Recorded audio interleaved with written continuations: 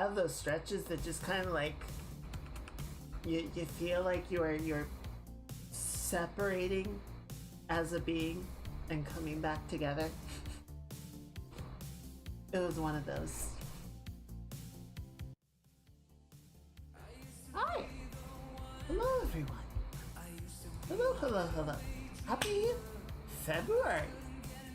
Happy Choomsday! Happy Soupsday! Hello night! Welcome in. I hope you're having a good start to the week, to the month. Hope you're doing well. Hello lurkers! And hello bod watchers. It's good to have y'all with us. Hope your weekend was good. I kind of took it a little easy this weekend. I in a lot of ways, I guess I didn't do quite as much as I had hoped I would, but I also probably kind of needed that, so it's okay. Hello, Stanley. Happy Tuesday. Happy February. Welcome in.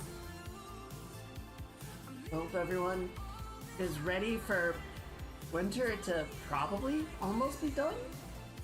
I don't know. What did the groundhog say? I didn't see it. I didn't check with the groundhog, so admittedly, who knows? Who knows? Let's see, what happened this weekend? I got my bike back. Got done getting computer looking better. Nice, nice. Computer troubles always suck, so it's good to hear that you're at least close to done with it or on the way out. Finally put the hutch on the desk, did a case swap, and finally got the PC. Nice! All that in a day, that is a lot. Congratulations. Groundhog said 6 more weeks. Fuck! Well, I hope everyone has milk and bread.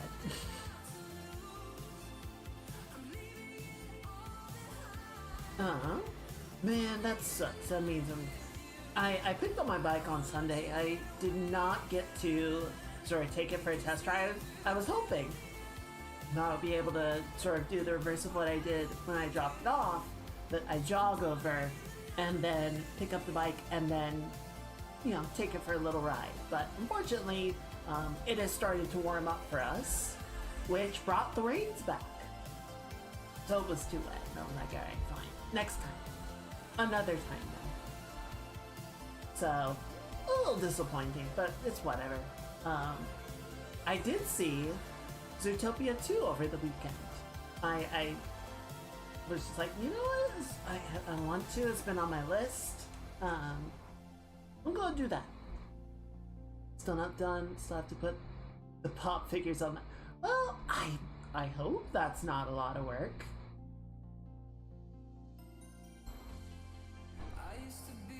Hopefully that's just the victory lap.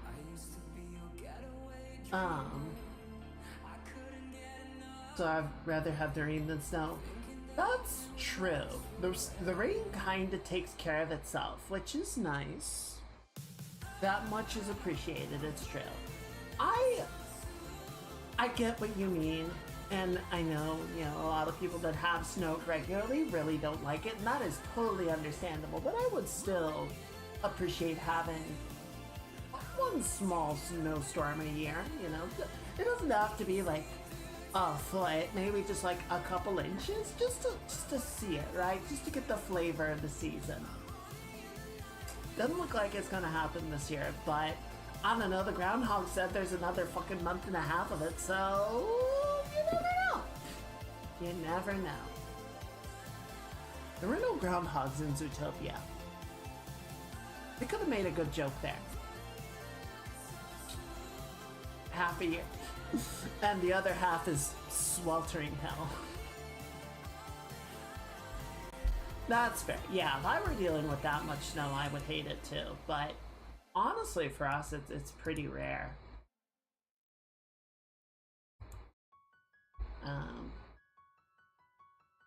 I did have a couple of small gripes, particularly in Act 1 with Zootopia, the second one.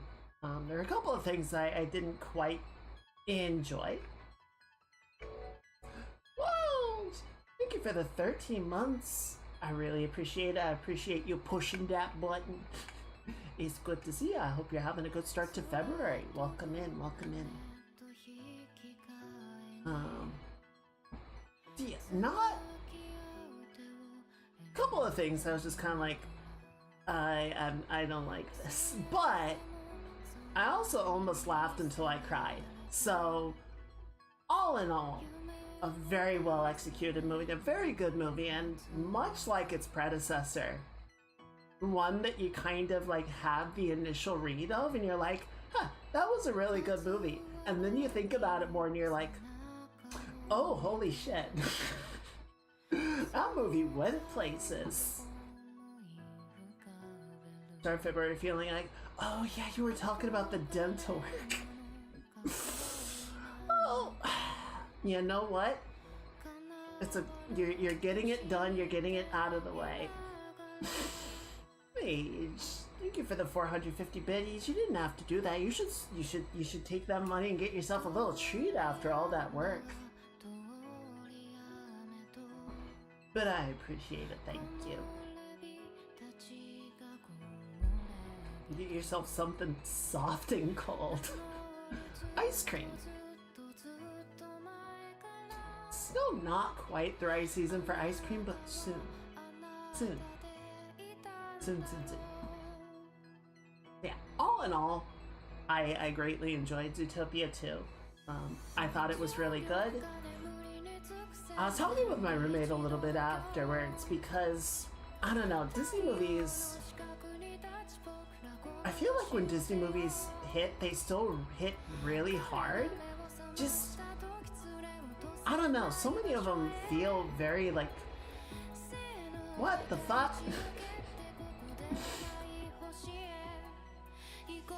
Wait. Oh shit, you're right. I got confused because the channel points are like the same colors.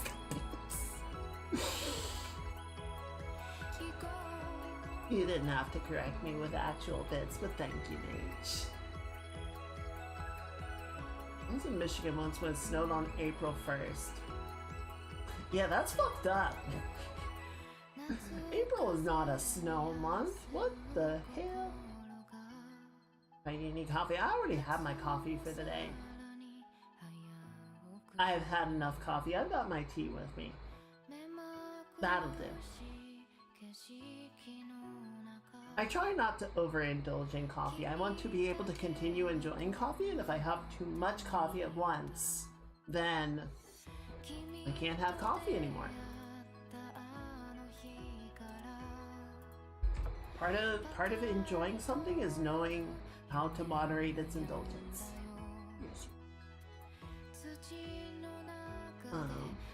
Yeah, that was pretty good. I did play some more Star Citizen. I've been playing the event, which has been a bit of a fustercluck. Back in the day, ending the school year in winter, get what's known in the ground in June. Why does anybody live there?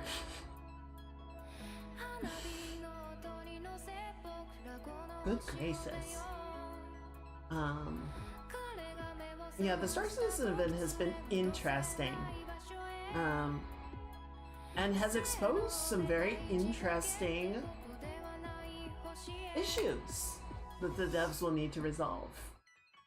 So basically what they have decided to do with this event, I think I was talking about this before, but what they've decided to do is if you group up with somebody, like a normal mission, you know, you group up with people and you share it, each person gets a percentage of the monetary reward. So if the mission awards 100,000 credits and you sign up or you group up with 4 other people, you will get 20,000 credits, right? But the point reward, which accumulates towards getting the special event rewards, is 100% to each person. So if you grew up with 4 people, you still get 100% of the points. So what people have taken to doing is forming massive Zerg groups of dozens of people, and everybody just grabs the missions that they're going to do and shares them. So you can have, at one point I think I had like 65 missions in my queue of just everybody in the group grabbing their missions and sharing them and completing them as they could. Which does seem to get the point tally going pretty fucking quick. So, I don't know. There's definitely a discussion that could be had about whether this is a good way to allow... Alright, Zergan triggered fight or flight panic. Paige, you gotta spawn more Overlords.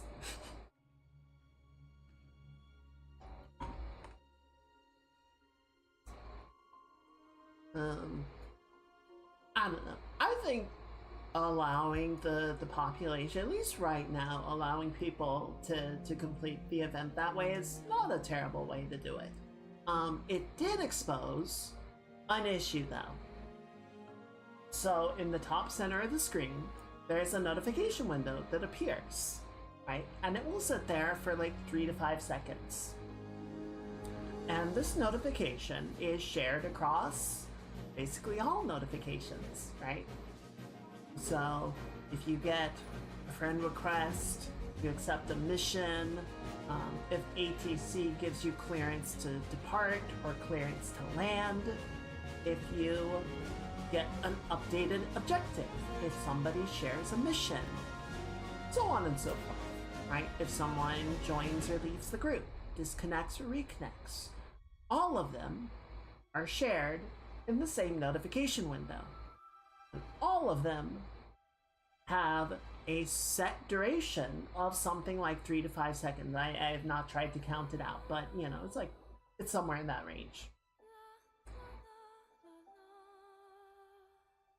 Now, can you imagine what happens when it takes a notification, let's just average it and say 4 seconds to clear, but you are receiving 1 to 2 notifications per second from all of these people joining the group and accepting missions and sharing them with you and updating their objectives as they complete them. So the notification backlog, with each of these taking about 4 seconds to complete, the notification backlog in some of these groups is getting up to like 20 minutes.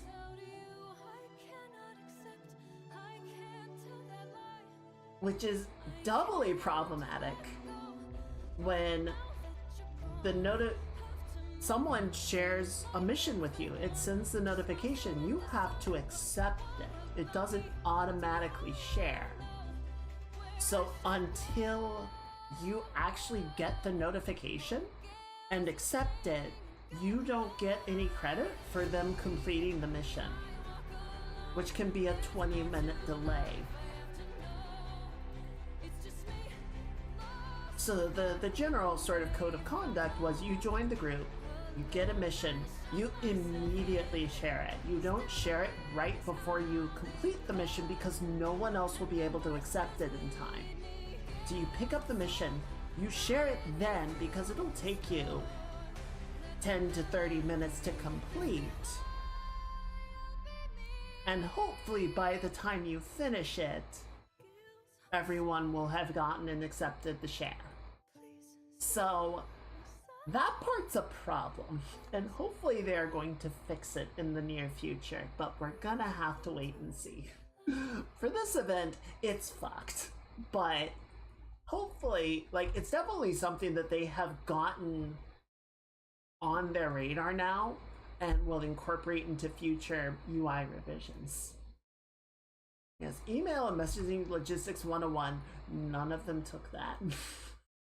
Hello, T-Shell. I hope you're having a good start to February. Welcome in. Good to have you with us. So yeah, that's been a bit of a fustercluck, and the event has been going okay, honestly.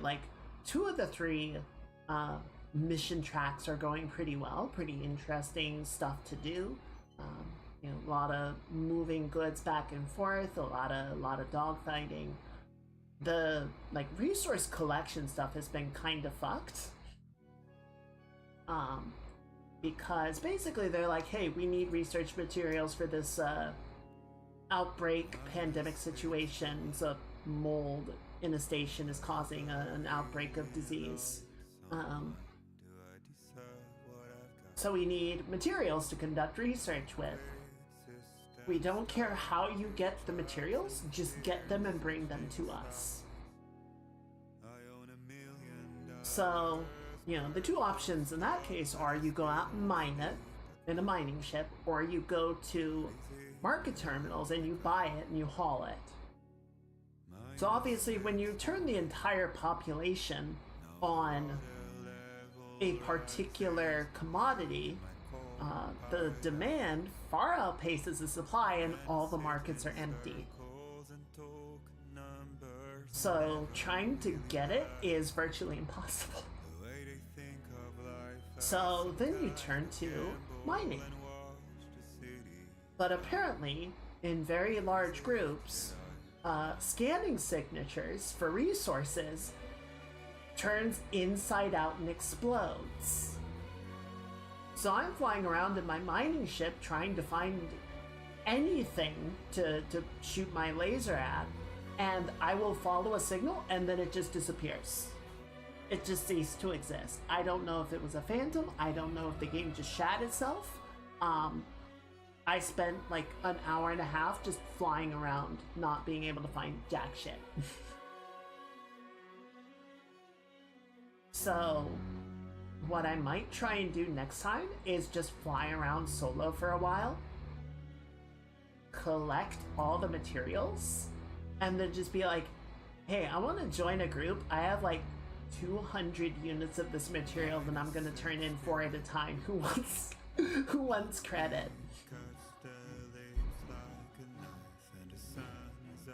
Because I think everybody is sort of hitting the same situation of the cargo hauling reward track is done, the combat reward track is done, the resource collection track is barely started. Because nobody, like, people are in game killing each other over these materials. So that's fun. On the subject of Type 3 fun, I want to show you guys one thing before we get over to the art stuff. So last week we were messing around trying to animate our character in Unreal, right? And we figured out some stuff of what was going wrong, but it still wasn't behaving the way that we were expecting it to, right? The baking animations was still not working correctly, and we were having a lot of issues just with like getting the feet to sort of behave the way that we expect them to, the way that we want them to. So that was not a ton of fun. I need to find a tutorial that I would say is a little bit more like focused on setting up walk cycles and such, just because I think that'll be helpful for what we want to do. I was messing with the rig a little bit before the stream, and I found something very interesting, shall we say. Something very, very fascinating in what it is doing. So let's jump over to Unreal. I still have it open. Bring up this window. So you've got Jordan's rig here, right? Oh, let me get out of the way. 1 second. There you go. So I've got Jordan's modular rig here, right? We were messing around with it. And everything seems to be fine. You know, I reset a lot of the settings that were causing issues before. I, you know, cleaned up the controls on the knees a little bit so that they're in a better position and they're not quite so far out. And things seem to be going okay. So there's a button in here. It's a funny little button called, you'll notice up in the top there, we've got the compile button, and then we have forward solve. So what forward solving is doing is sort of the thing that you would expect, right? I grab a control, I move a control, it moves the joints accordingly, right? That part makes sense. That's forward solving.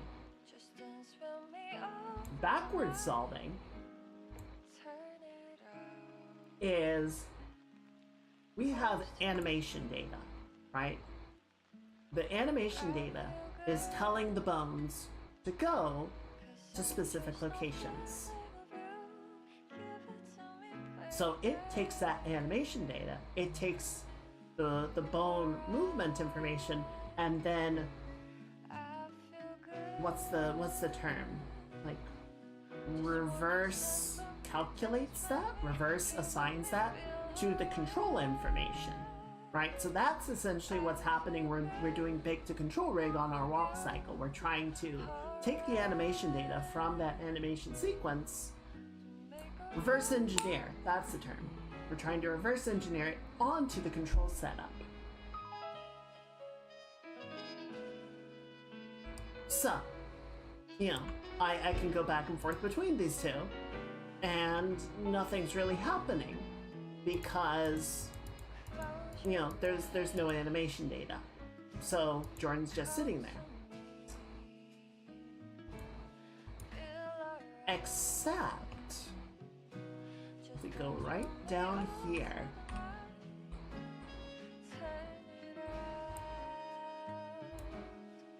trying to get as close as I can. There we go.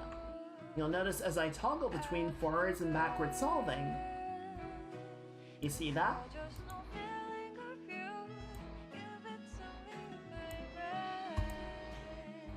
It's very small, but there is a discrepancy between where the rig is and what the skeleton is trying to do. And that might not seem like a lot, but there's an option in here to basically just have it repeatedly loop forward and backward solving. And when I turn it to that,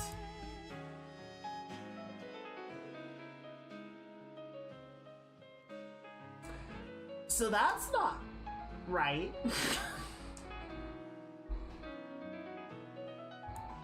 And you'll notice, like, it ramps up, right?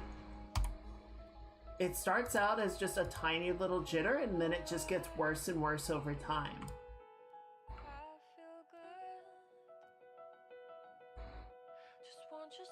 So, the good news is, I suspect this is a lot of what's causing it, right? This and possibly one other discrepancy in the rig, I think, is causing a lot of the mismatch between what we see in the pre-baked animation and what happens when we try to assign it to the rig, right? It is not sitting at a true 0 value when it gets baked, and so it's like offset, and that fucks it up. The bad news is I don't know where that discrepancy is sitting. I found one small element in the IK rig. The foot IK has a scale value of 1.000001 instead of 1,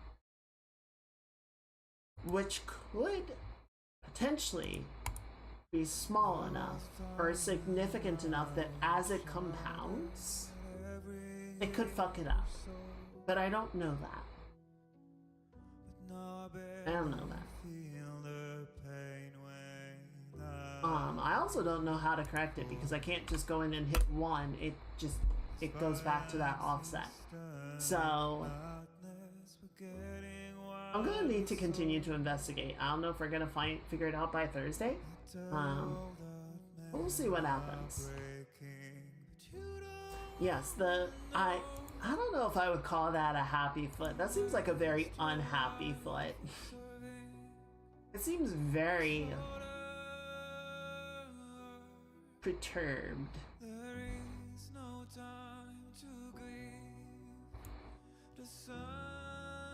The fun part, though, totally radical, god damn it. The fun part, though, is I thought it would be a fun little nod if Jordan has like a nervous foot tapping habit.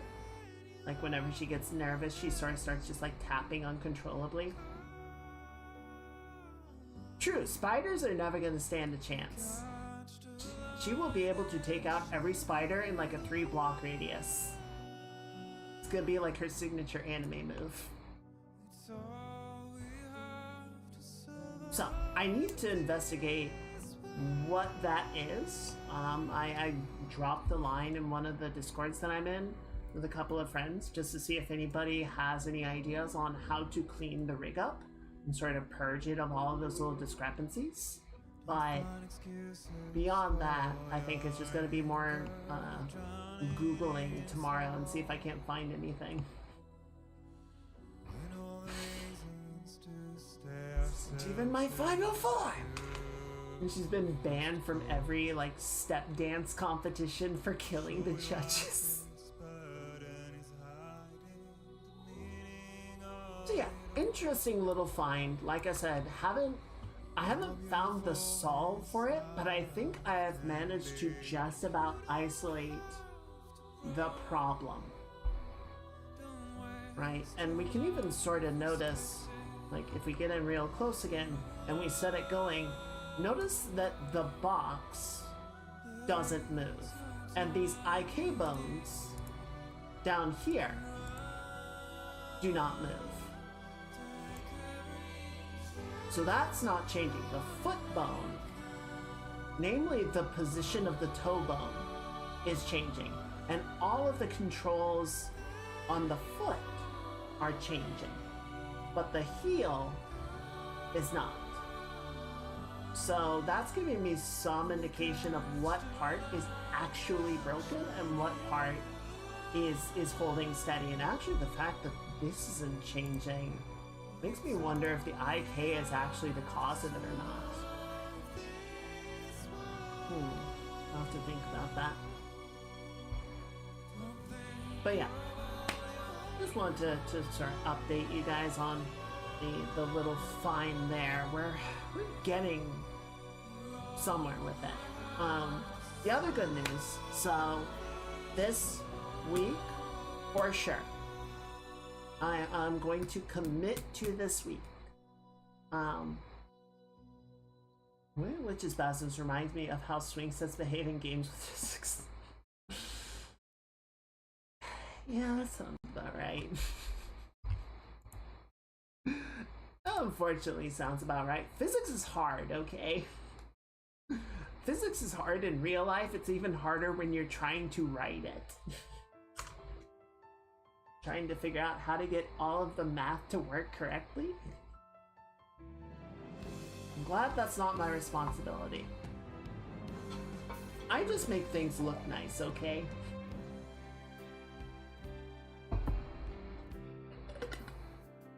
You look at it and you're like, man, that box looks really good as it proceeds to like stutter in and out of the floor.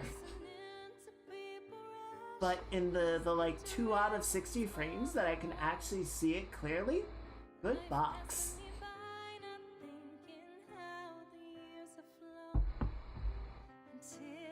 So, I don't know. We'll figure it out. I think we'll get there. But yes, so this week, I went through the test level again. It works. I want to test it on the Traveler just to see how the performance is there, but it runs fine on my desktop. It seems to actually get a pretty high frame rate. I went through the document or the feedback form again and sort of cleaned it up. So this week, I want to set that up for distribution and get it out to people.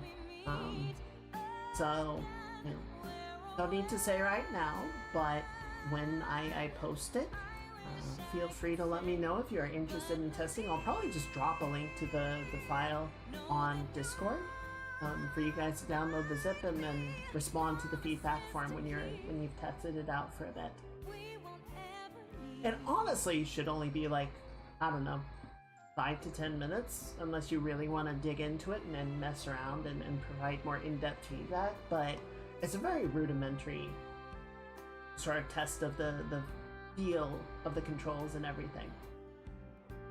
It's more just to sort of get a sense of if I'm going in the right direction or not.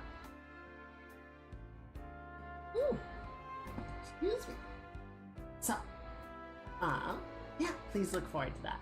And on that note, why don't we go ahead and get some drawing going? It's like we're stuck. Requesting VTOL extraction. Negative Foxtrot, there's a swing set nearby. Run into it and see a planet set. No, you won't. They will be in space.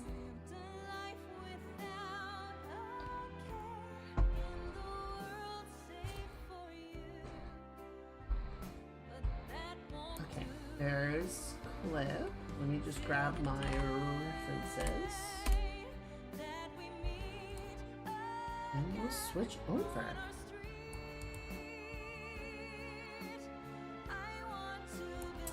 I saw the shittiest of companies, Adobe, is canceling or discontinuing their Animate software, which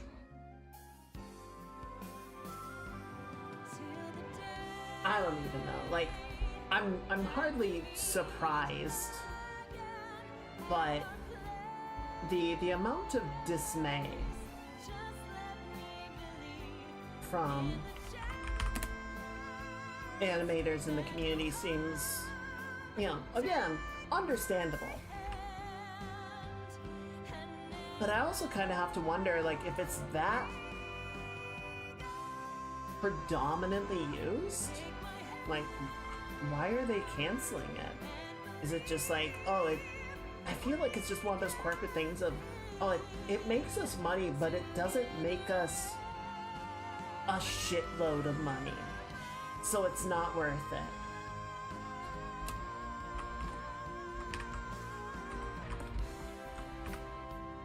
I don't know, it is... Adobe continues to suck. Adobe is a shit company.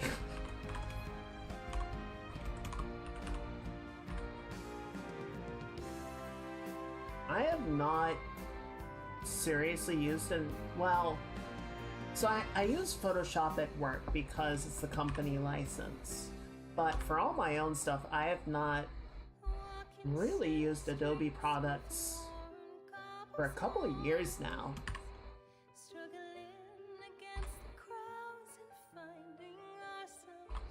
I do have Substance Painter and Substance Designer, and I use those. But I bought the perpetual license, so I'm not subscribed to them. And frankly, I'm probably just, I don't know, as long as the offer is there on Steam, I might continue to buy an update now and again, but for the most part, I really don't need it to do a lot more than the current version already is.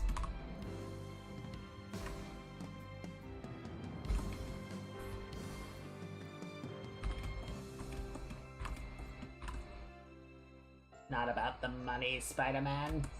It's about making even more money. Why do you think I'm green?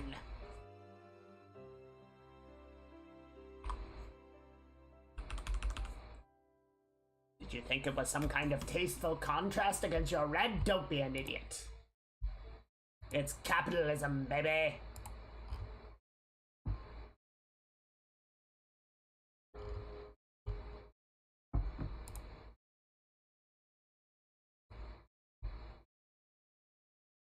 Sorry, just moving windows around. There we go.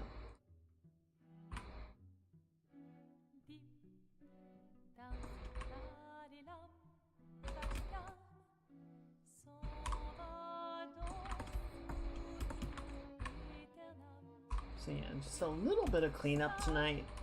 We got into a pretty good spot on Saturday, but I just want to polish a couple more things before we take it into the coloring.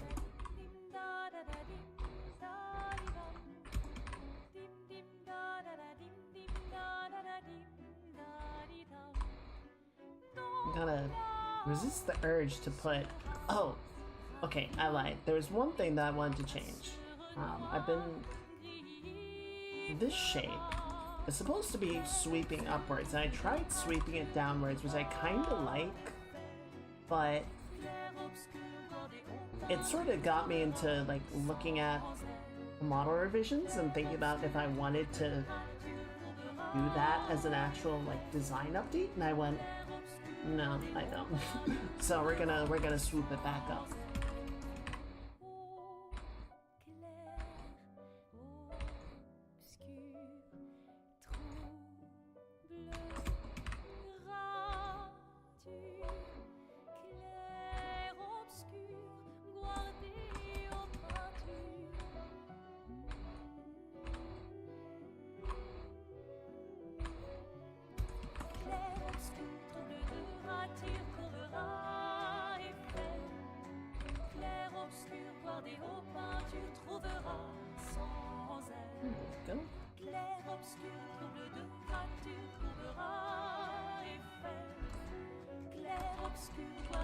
I meant to check earlier. I went by the store to pick up some dinner.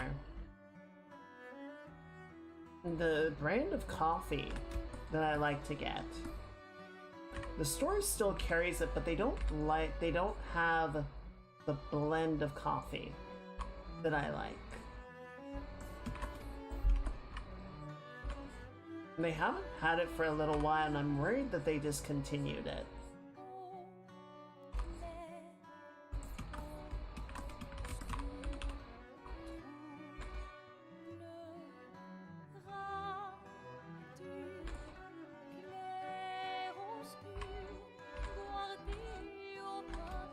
You know, I'm gonna have to check, because while last October I signed up for a coffee service. Coffee is black or with cream or sugar. I don't put sugar, I put stevia, but I always do cream and sweetener. I don't hate black coffee. Like if it's a good blend of coffee, then sure I'll have it a little bit black, but just for my own like enjoyment, I am a sweet coffee enjoyer.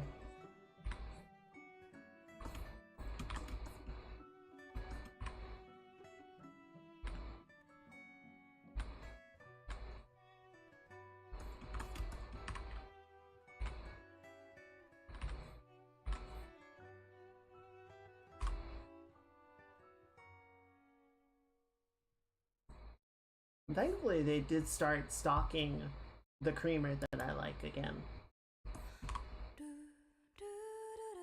The next supply shipment has arrived. And hopefully it'll last, I don't know, a couple months.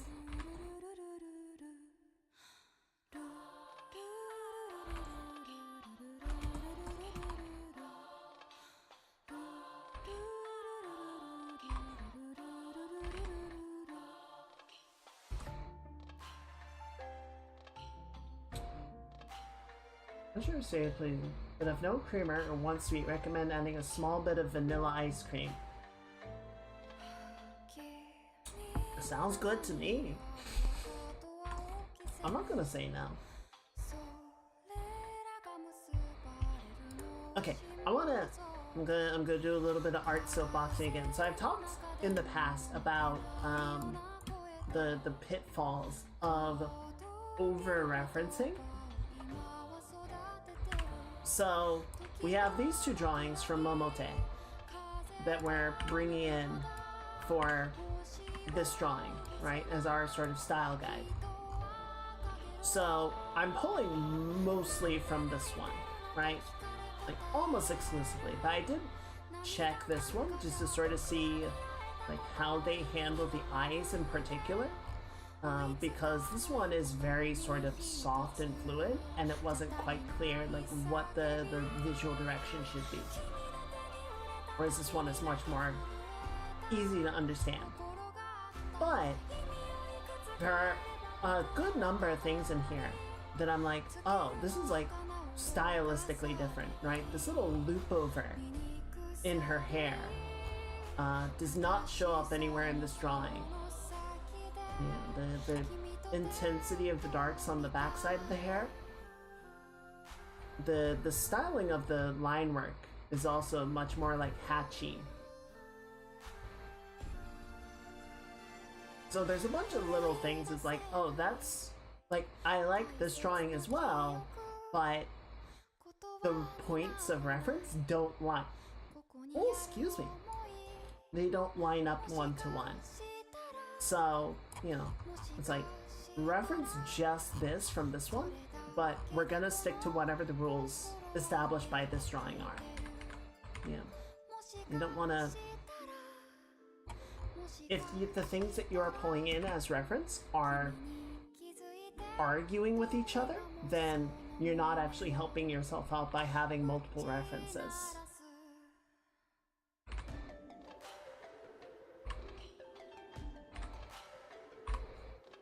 I think the only time that I've found it is helpful to have a lot, or not a lot, but a good number of references is like when we were designing the Kobold, you know, last year. Trying to find as many references to corroborate some of the visual language as possible is really helpful. But, you know, if I was like pulling in an idea and this drawing, or not drawing, well, a lot of them were drawings because there was no photography back in that age. But, you know, if this reference said do this and this reference says do that, then, you know, now I'm just kind of trying to make a best guess on which ones are accurate and appropriate.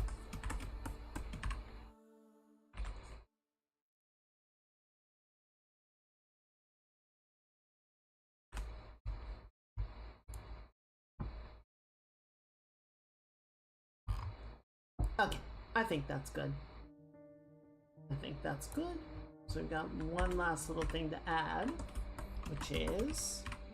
Oop. Come on. One more. There we go. That's good. You know, we don't have a strong point of reference on how this is going to look, but we'll figure it out.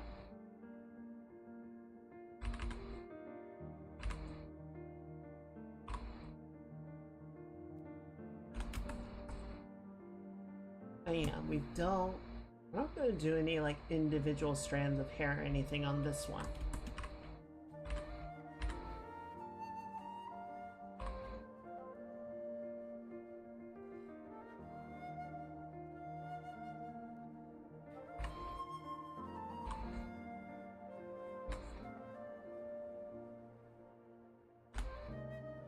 Okay. Now just a few things need to get walked back so that we don't have overlaps or anything. Everything can sort of merge together. Merge.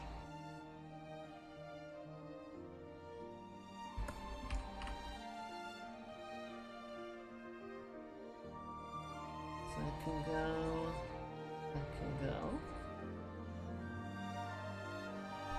Bring that back. Goodbye. Bye. Bye.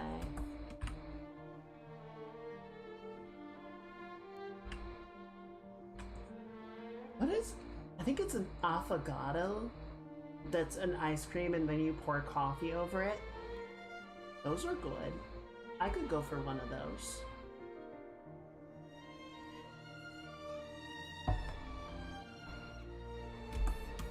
Is it affogato?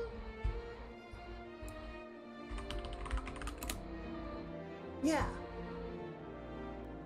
Scoop of vanilla gelato or ice cream, drowned with a shot of hot espresso. I should ask my coffee place if they'd be willing to make that. I don't think they have ice cream on hand, but I feel like I could convince them.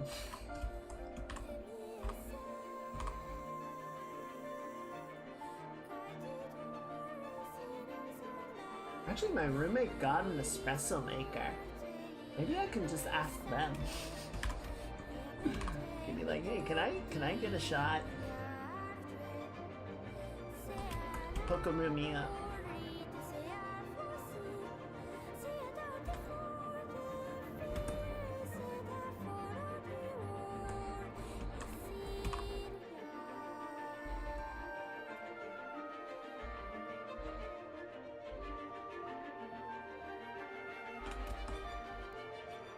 Okay, so all of these little, like, curves and whatnot, these little sort of hooks, we're gonna smooth those out.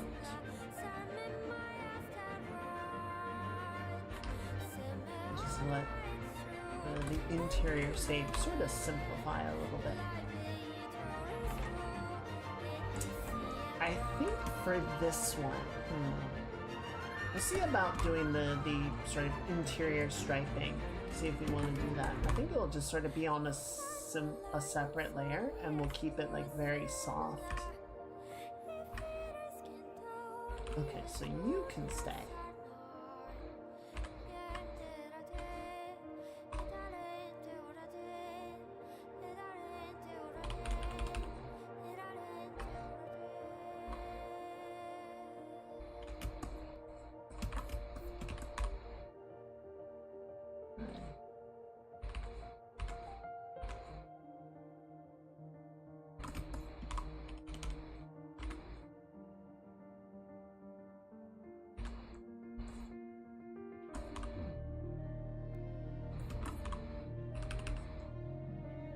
Alright, I think that's good.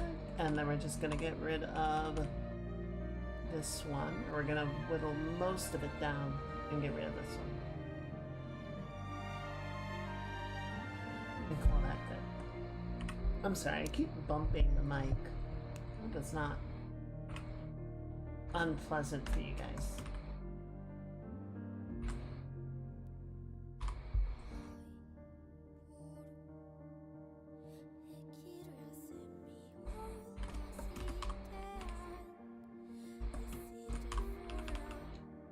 Sonic, happy February. Hope you're having a good start to your week, to your month. Welcome in. How's it going?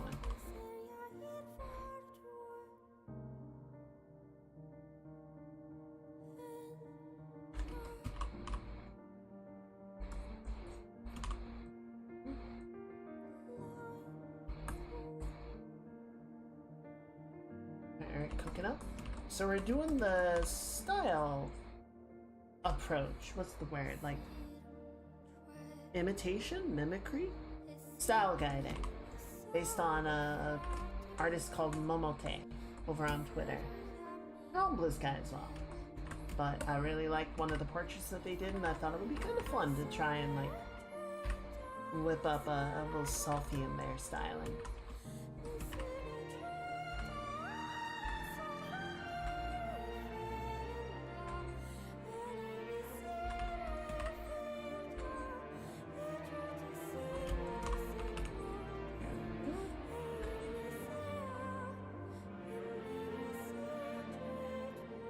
We'll separate out the shirt and the shoulder by a little bit.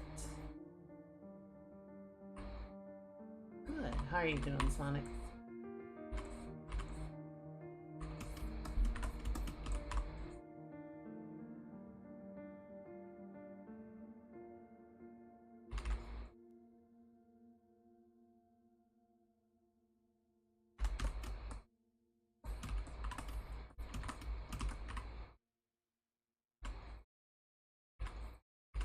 I saw Helldivers put out a trailer today for their next sort of content event. They're adding a tank. I'm like, oh fuck, I gotta play it again. I gotta get the tank. I'm a little behind on my war bonds.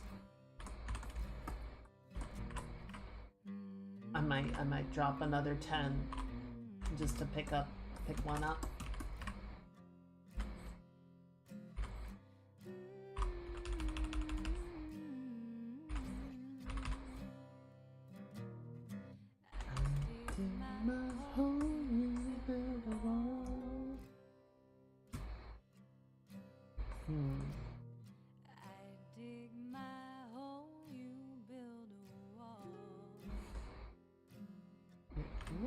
little change here. I think it's mostly fine. I just want to make the face a little bit longer.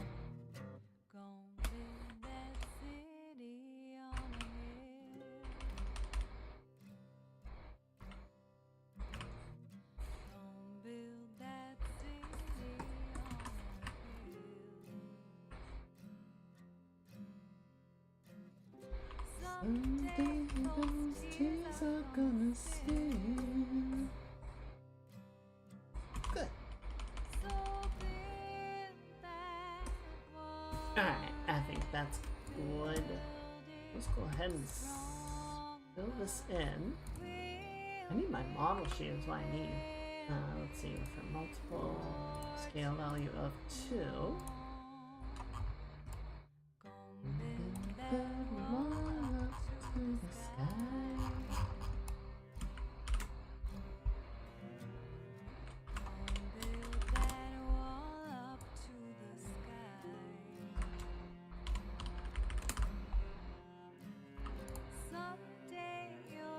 Where's my model sheet? See, there you are.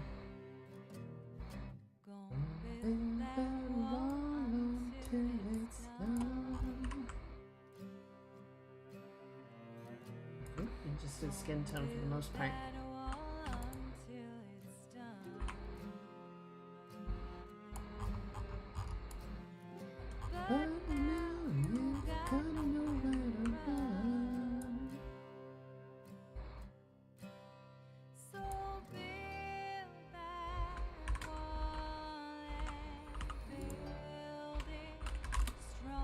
A little dark, but we'll see. We'll see how we feel about it. I guess we can also have like a lighter, various tones within the line work.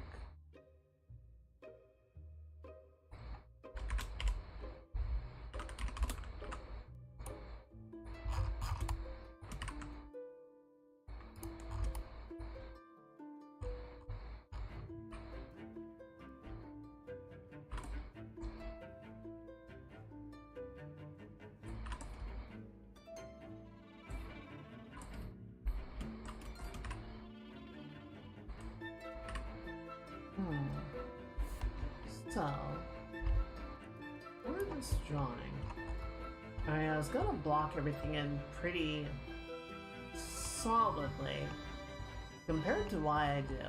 I feel like their color work is very flat. Not flat, but like it's very blocky.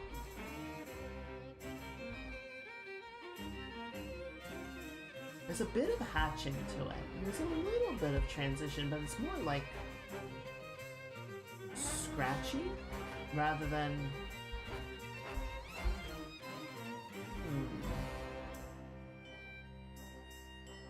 like not this, right? That's not quite the right feel.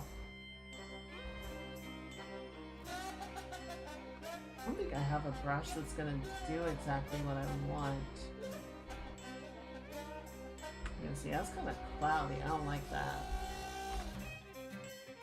I feel like this is kind of just the same thing, but maybe it'll work.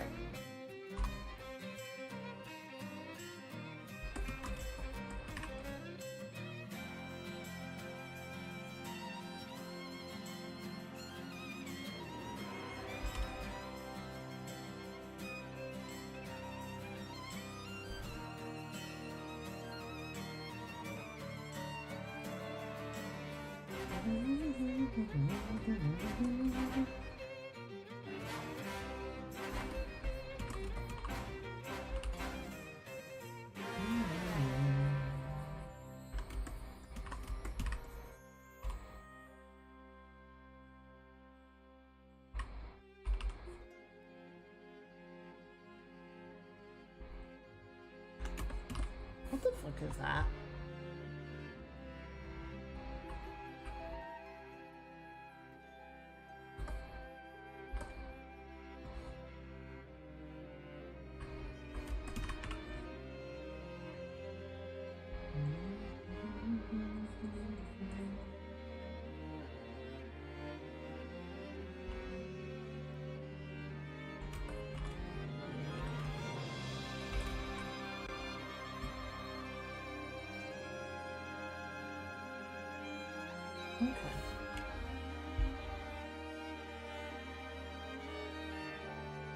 let's do the hair.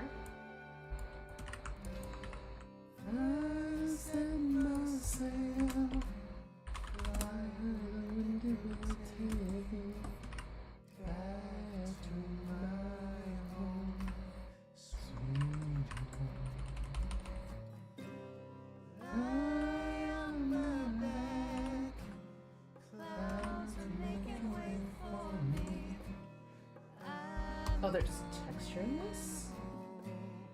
Wait, what?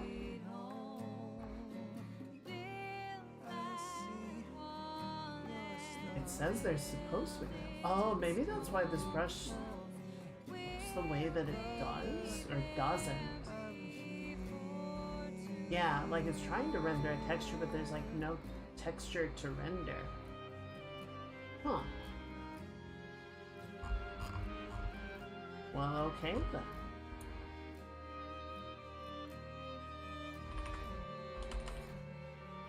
I know this because it was like slowing down a lot when I tried to make the brush bigger. I think that was why.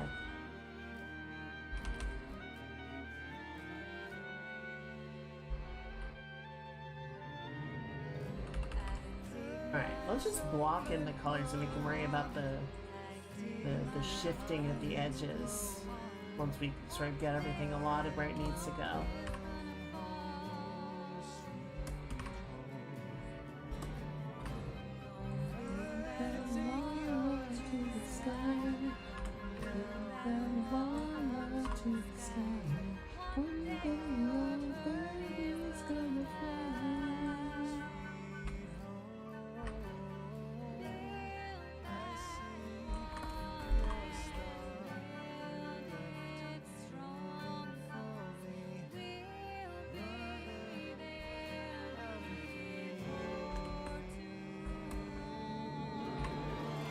I might also ask my coworkers, so we're gonna have a team art jam on Friday. So I might be able to poke them and be like, hey guys, do you know why my character's foot is phasing into another dimension?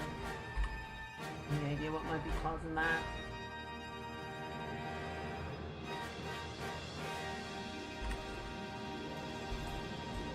Could be something in Blender. It could be something in the original rig that I set up, but the fact that the baked animation is fine makes me think everything up to that stage is probably okay. I really feel like it's something in how the rig is getting applied.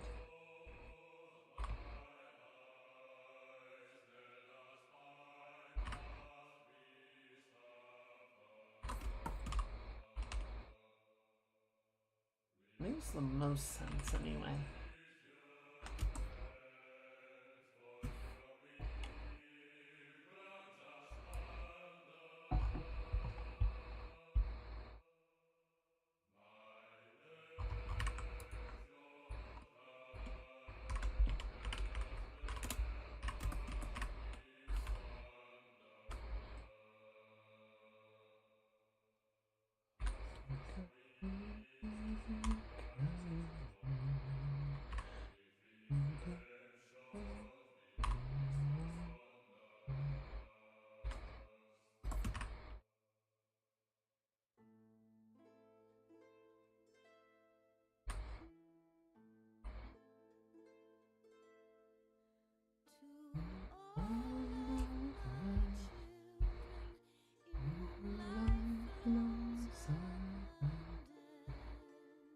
Okay.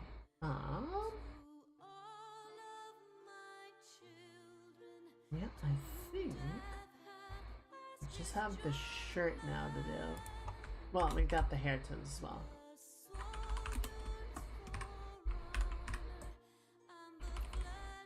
But at this scale, I don't think much of...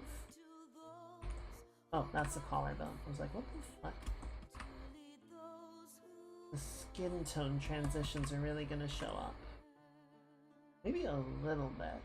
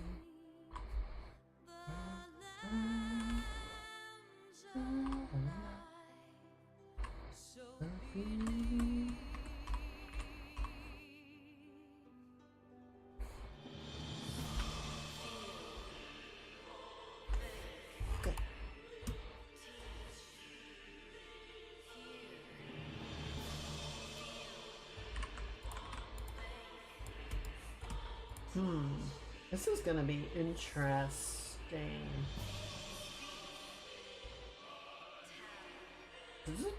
Momo just has like solid hair colors here.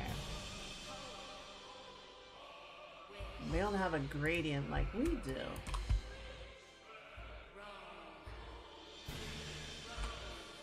So I think for the sake of argument, I'm going to sort of block in the gradient the way we normally do. But we're gonna go in later and sort of break it up in the hatching style where we're replicating from them.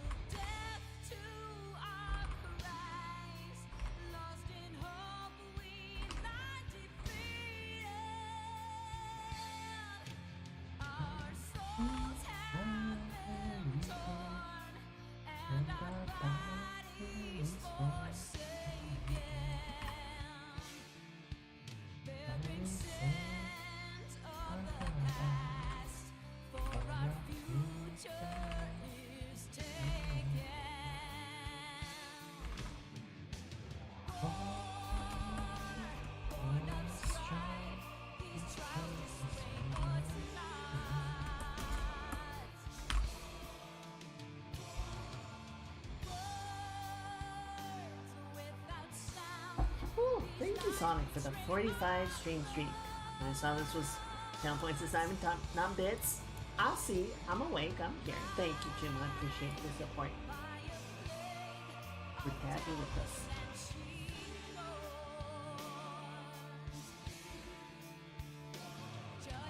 What is this? Okay. So we need the eyes.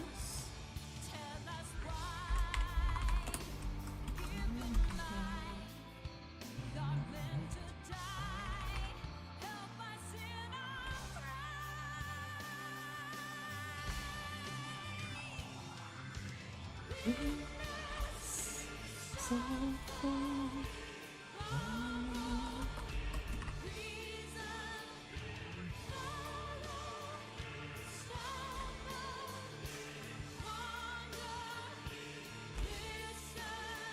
good.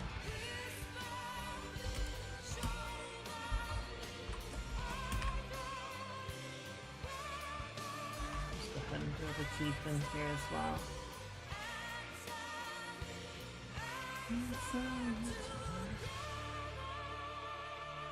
That looks pretty good. Okay. And then we're gonna block in the iris color. And this is where things are gonna get a little interesting because we're going sort of outside of our normal range. We're breaking free.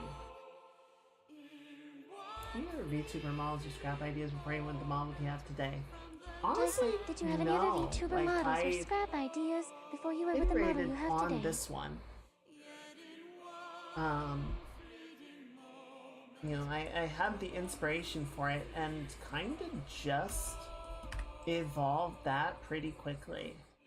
So I didn't have to like go through the process of using any placeholder models or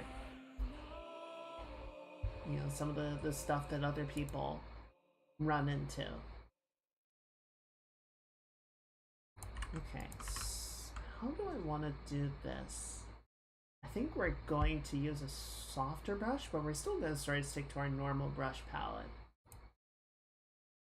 That seems more straightforward. What the fuck color am I on? There we go.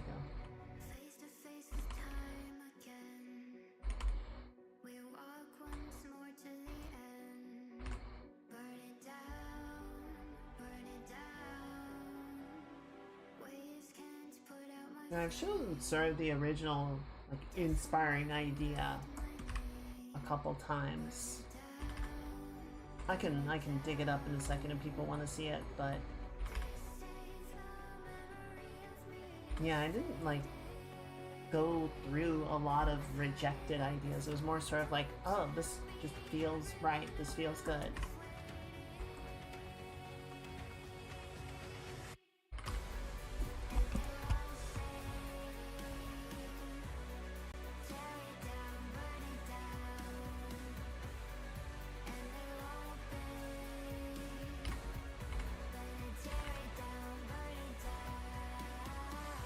A fun. Oh god, what is her name? Let me look up the video. Let me see if I can find it. There's a clip I was watching of Joel talking with. Oh god, I feel bad for forgetting her name.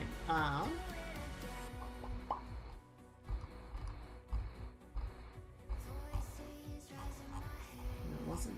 It's more recent than that. Pumpkin started talking about early iterations of their models and how they sort of settled into what they wound up with, and some of Joel's like adventures trying to bring his character into existence.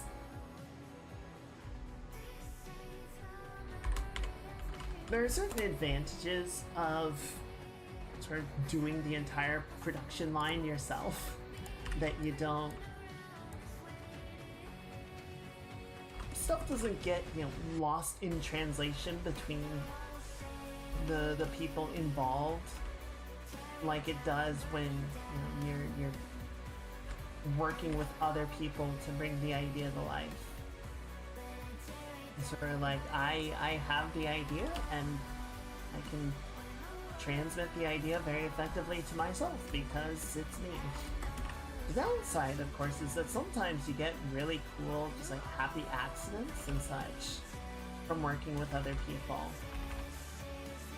Little things of like, oh, I thought you wanted this, and you go, well, no, but I kind of really like that, so let's roll with it. Let's keep that.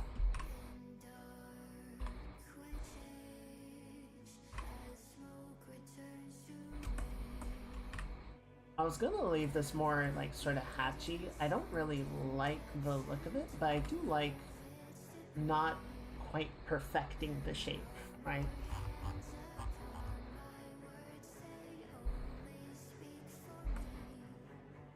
We do need a shaded tone in here, so we'll figure that out. We'll come back and get that.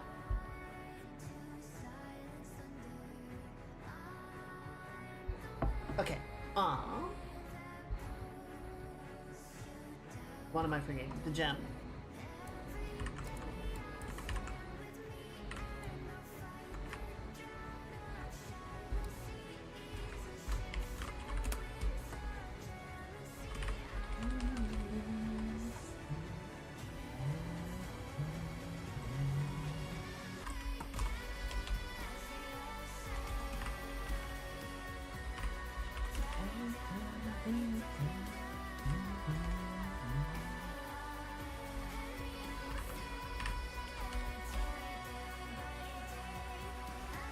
Okay. See, normally I wouldn't be too particular about it. Maybe I still won't be.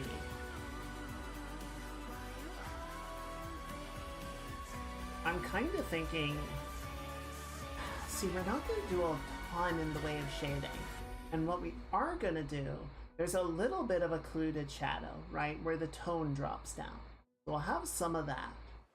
But a lot of what we would call, you know, shading is actually sort of shifting hue into like the backlighting color. It's a different approach that sort of gets us into a similar place, but not exactly.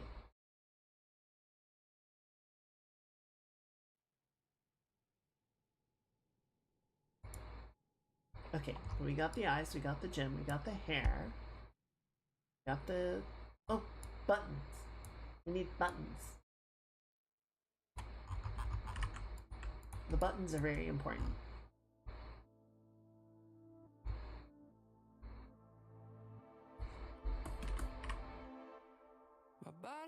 is on the line now. I can't fight this time now. I can feel the light shine on my face. Did I disappoint you? Will you still let me over? I think that's it for Shoot Kill. And there's a little bit of blush that we can incorporate, so we'll do some of that.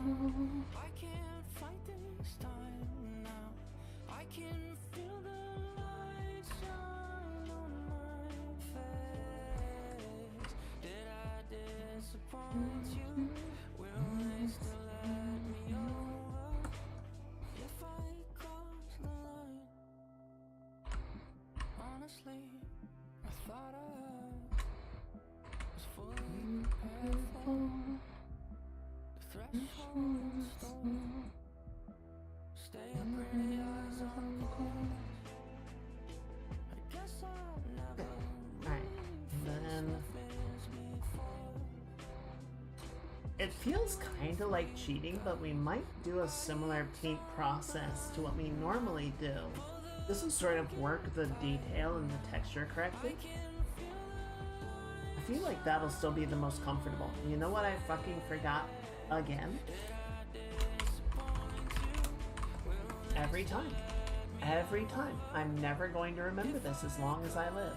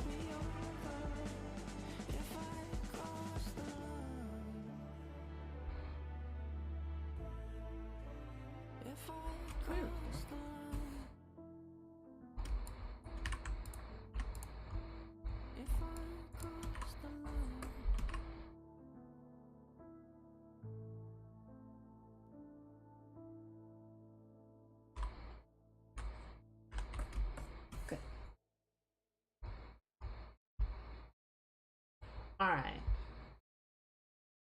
Let's figure out a couple of things. I think a lot of the sort of color that we have.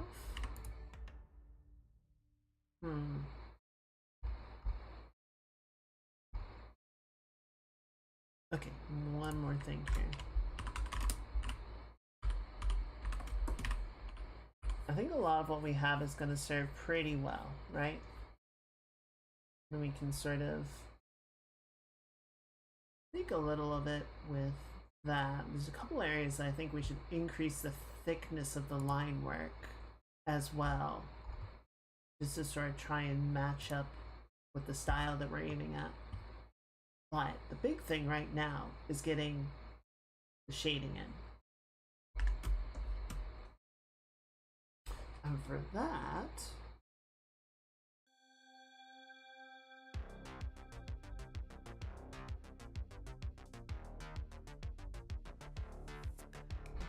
let's try this.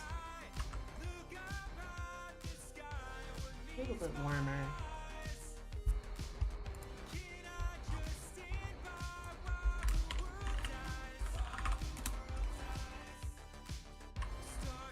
We're gonna drop this like 80%.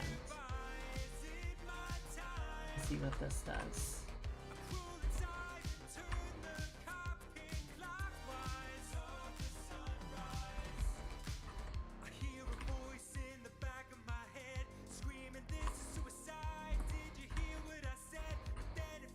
You can sort of start to fill this in a few places, right?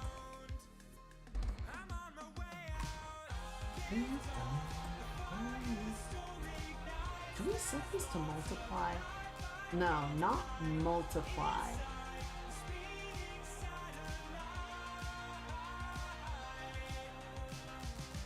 Okay, I know. I think I get it.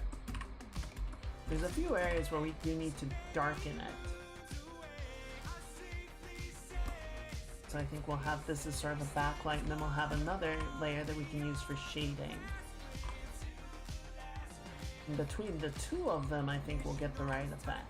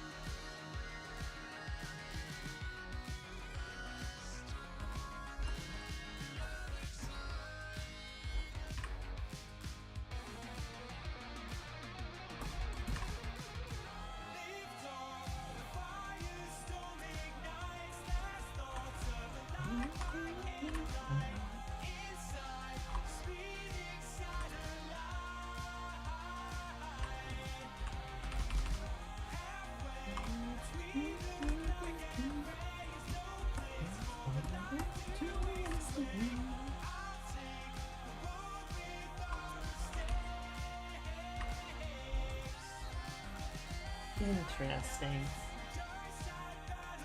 Doesn't feel quite right, but it's close-ish.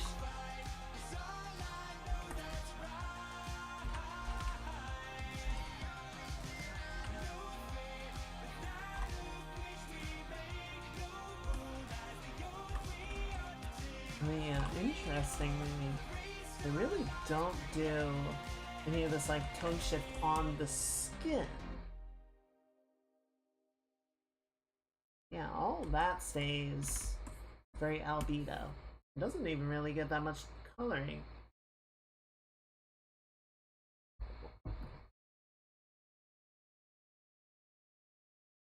Okay, I'm gonna do something kind of dumb.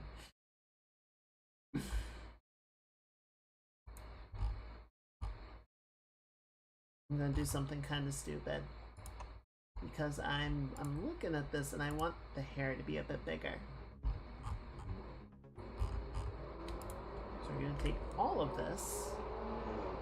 We're gonna, I'm sorry if that's coming through. Noise from outside. All of this.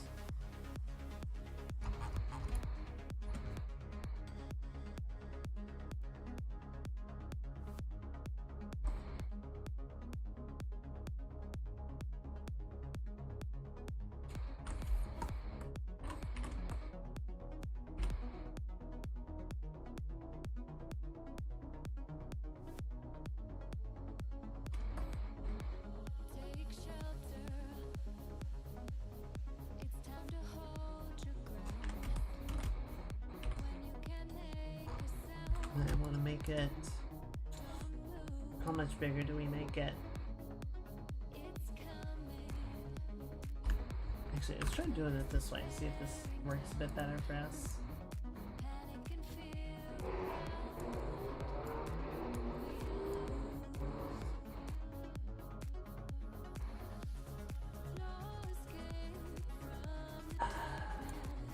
Okay, you know what?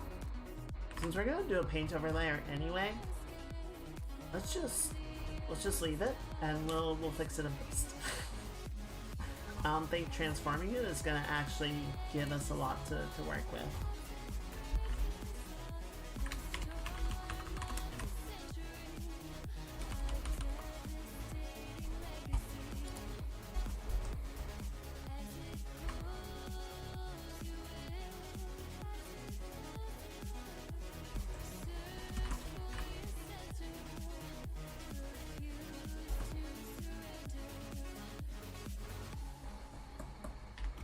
Okay. I think that gives us a good sort of starting point. Let's add some shading in and see how we feel then. See if that sort of gets us to where we want to go.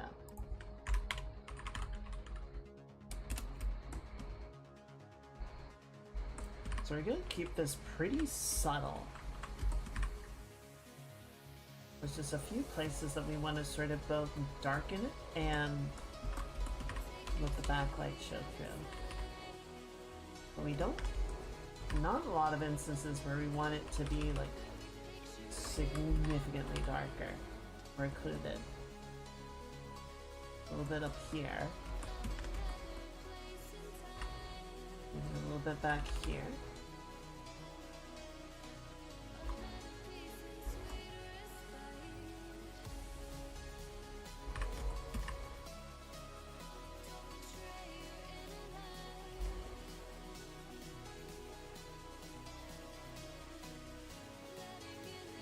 Down through here, or on the inside. I might rework the finger a little bit. It's looking a bit wonky in its shape as we knock in some of these colors.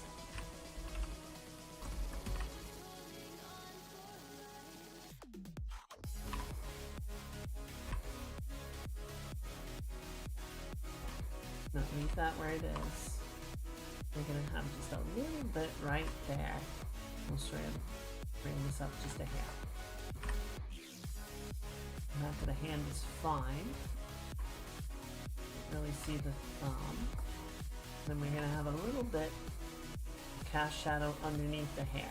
We're not going to do too much around the shape of the eye like we normally do. Keep that kind of flat.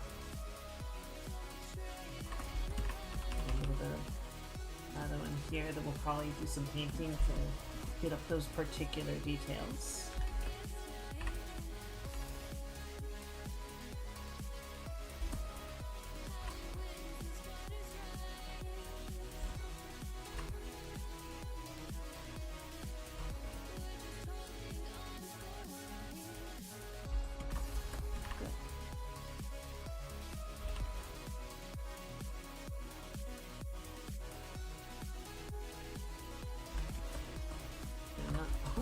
Sure about that, but it's alright.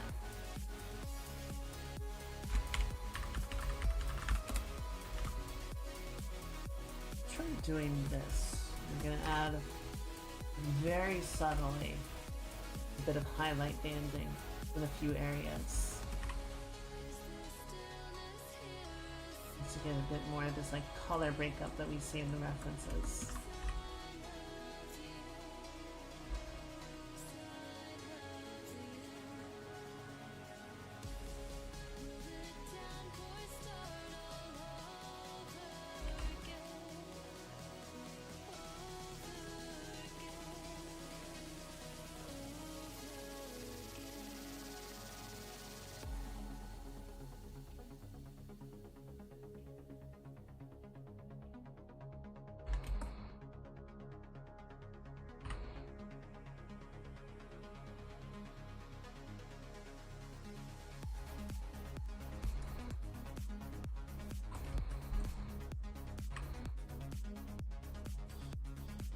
Few areas where this like turns into a solid block of color.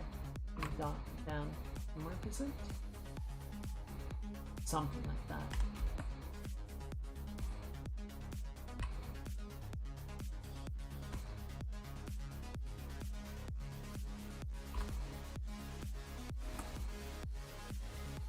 Okay, cool. I think that's working pretty well.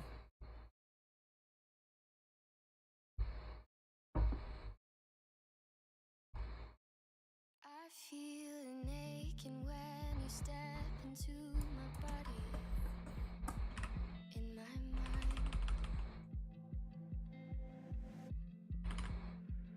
And when I fall into the dark, you always haunt me. A little bit of shading here. Just add a bit more shape and volume.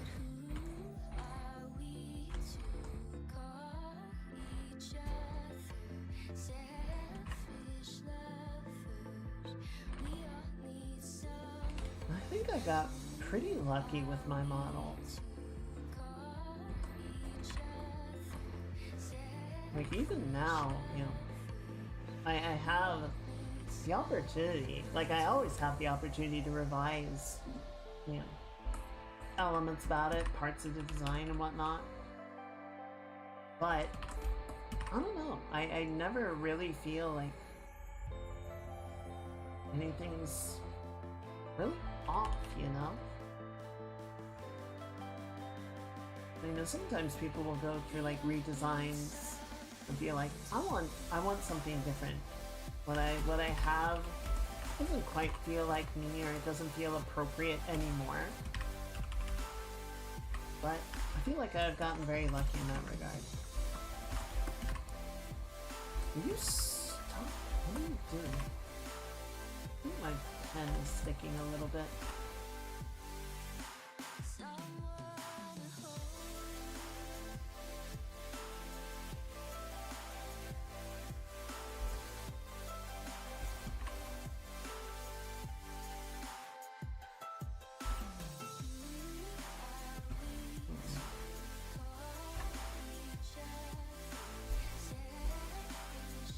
Yeah, I think that's pretty good. Okay.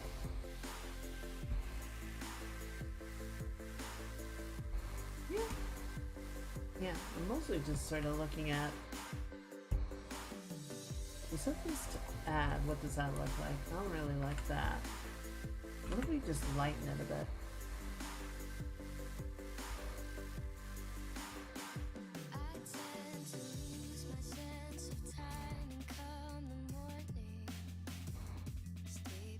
Okay. Warm it up a bit. Yeah, there we go. That's not bad.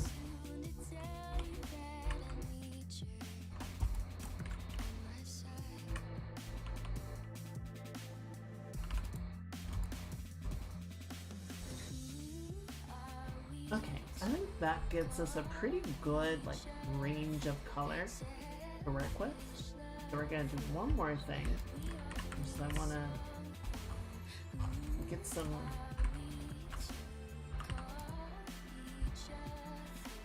If we turn that off and we set this to multiply, what does that look like? What does that? Oh, right, and then we need that just to sort of keep everything on the level.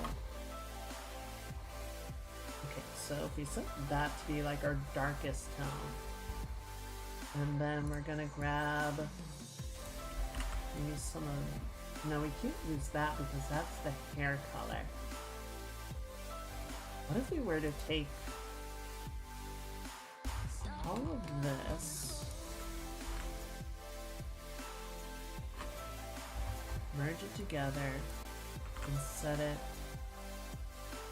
like this? That kinda works. Might be a few places where you want to go in and like lighten or darken it just to get it to blend a bit better, but yeah, I think that's close enough.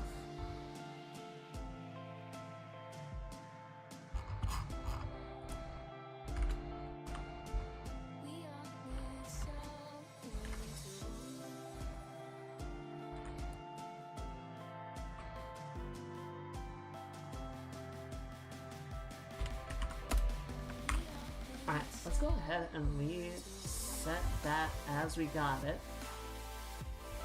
I'm gonna do one more dumb thing just to sort of match it up to what we have. I'm just gonna scale everything up a bit. That also solves the hair problem a little bit too, right?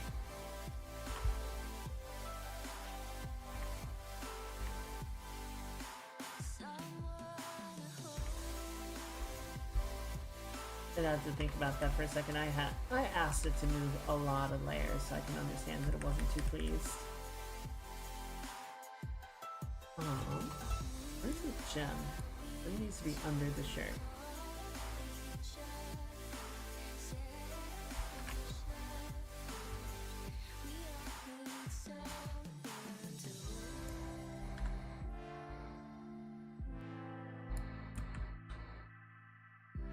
Okay. See, I think we're just gonna actually start it on the painting process. I wasn't planning to do one for this drawing, but I think it's just gonna be easier overall.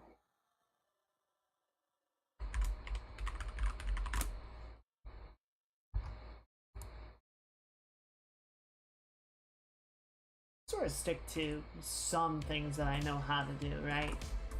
And then other things we can sort of adapt as we go.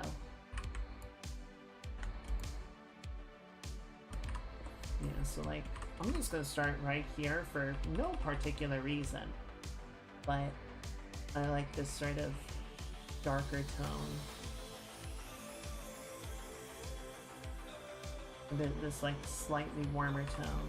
So we're just gonna kind of come in and block that for the chin.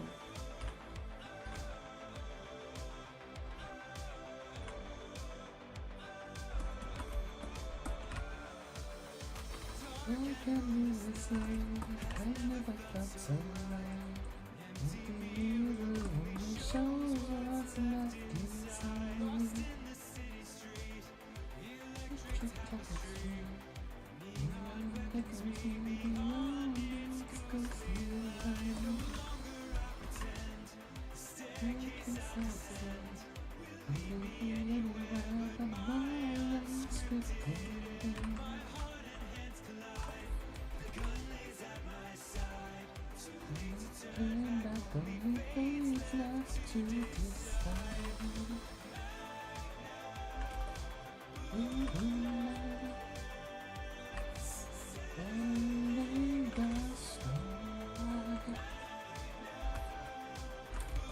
Probably have a couple areas where the line work gets sort of like hatched out like this.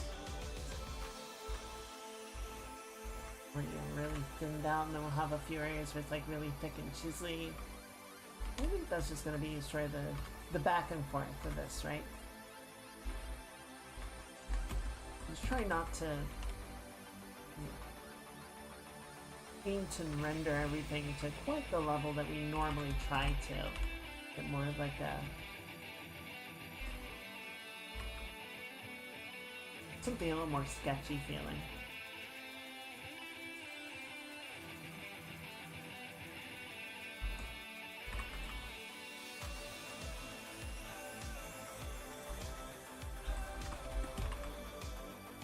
I think also sort of having these like slight color shifts is in there. You know, some areas the outlines are more, you know, they take on some of the local color. I like the sort of tone that affords it.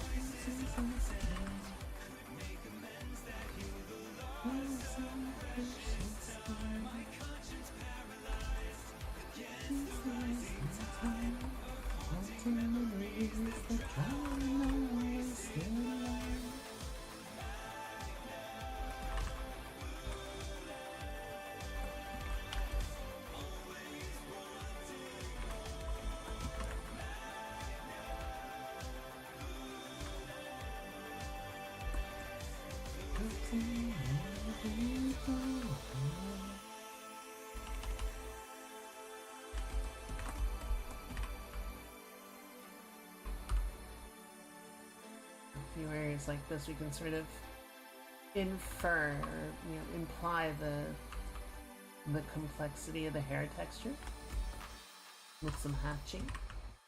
But we're gonna wanna, honestly I should probably stick to a really like solid brush of some variety for this.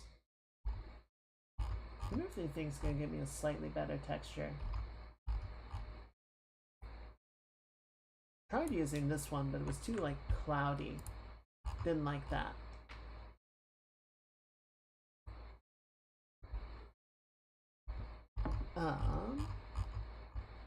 Yeah, I think I just don't have anything that's gonna quite hit that, but that's okay.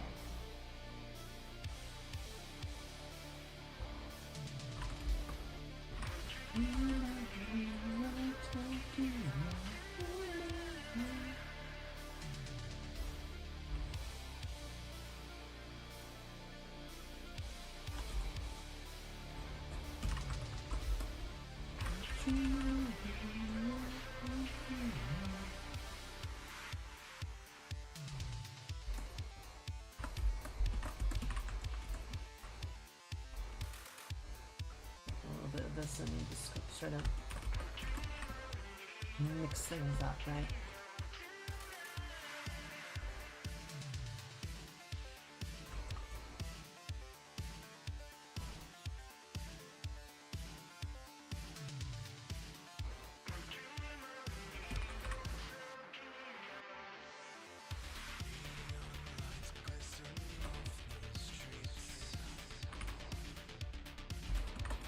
Eyes are going to be really interesting. I'll swing back around to those in a little bit.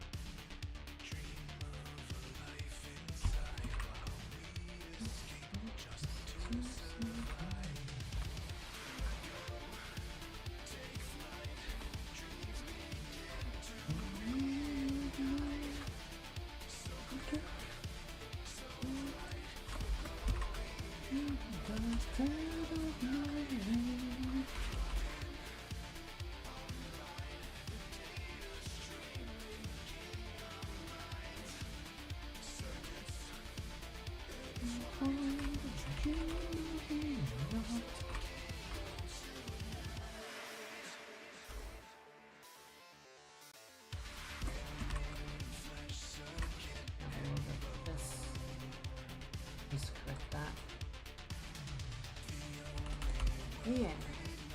Alright, now we're getting somewhere.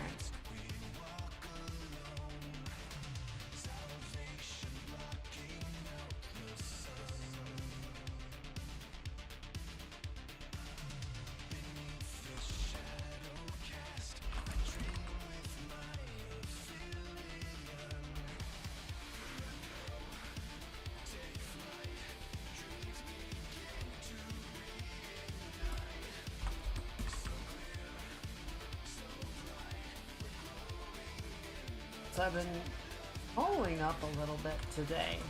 If any of you guys know the MMO Ashes of Creation, it's been, I think the original Kickstarter was in 2017. So it was a crowdfunded MMO. Not quite in the same level of development hell as Star Citizen, but similar notes, shall we say.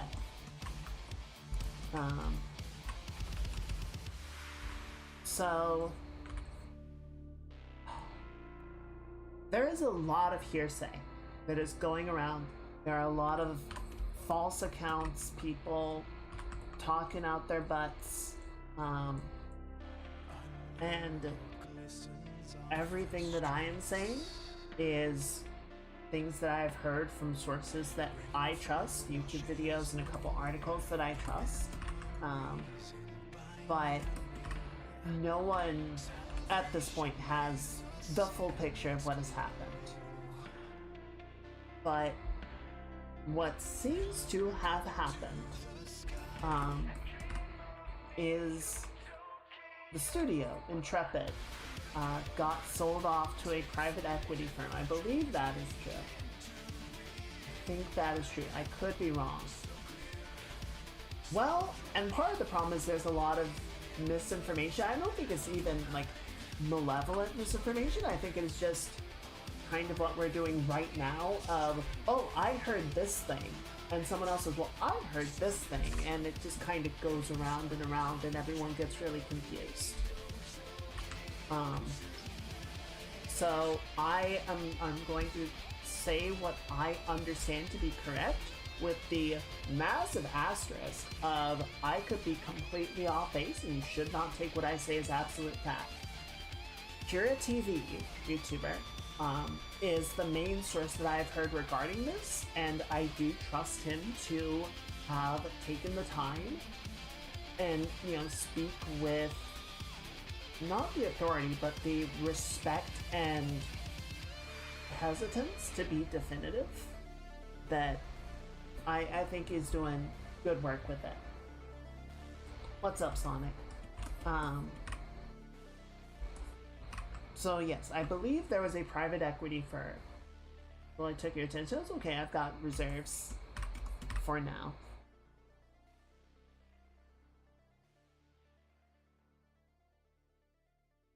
I have a strategic attention reserve. I need to.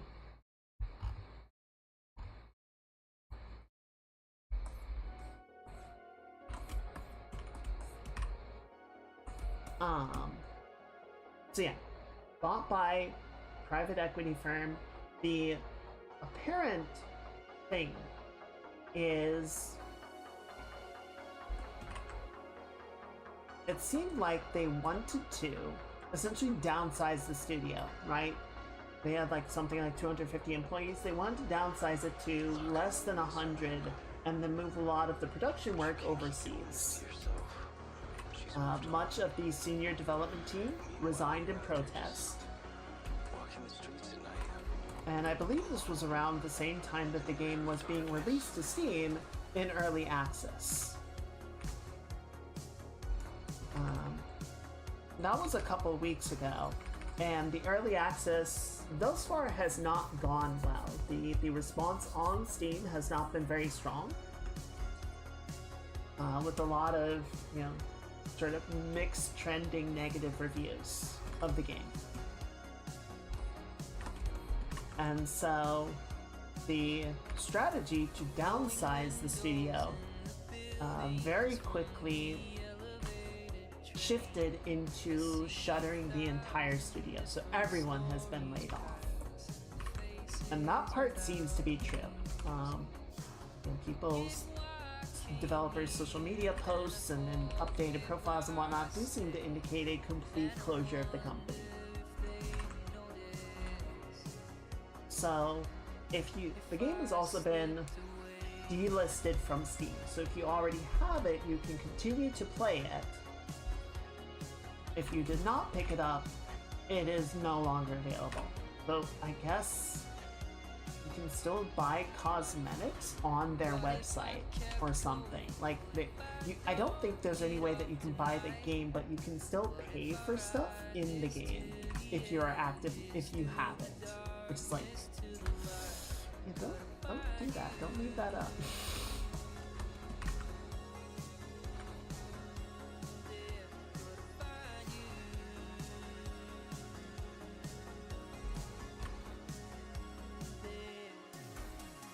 So, I don't know. It is a very bizarre situation, and I'd say it's unclear at this point where things are gonna go. I think the game, as far as can be seen, is done. It is dead. It is possible that whoever ends up owning it may try to necro it into some other project, or, you know, some hollow shell of what it was supposed to be, which would be very sad. I don't think anyone would really be happy about that outcome. I remember years ago Silvervale kind of showing it off because she really liked it. Like, she was a big fan of the project and then backed it and was really looking forward to it. And I sort of read into it at the time. I was like, yeah, this sounds cool. I'm sure an open sandbox MMORPG where people could establish cities and sort of build up a player-driven economy and everything.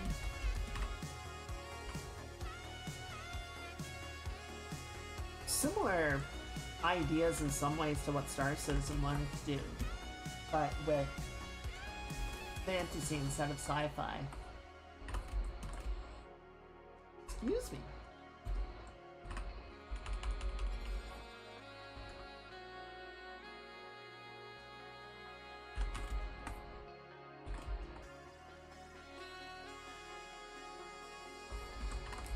But unfortunately, the private equity firm bought it and then accidentally burned it down. I am, for legal reasons, going to say yes, it was accidental.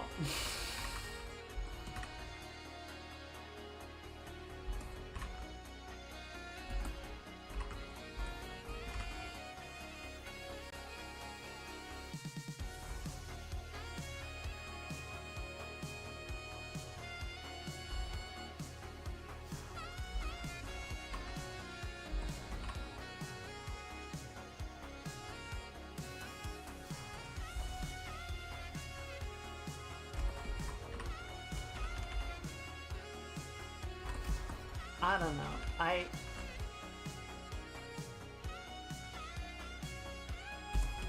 The problem, I think, with... So, producers. Producers are different than publishers.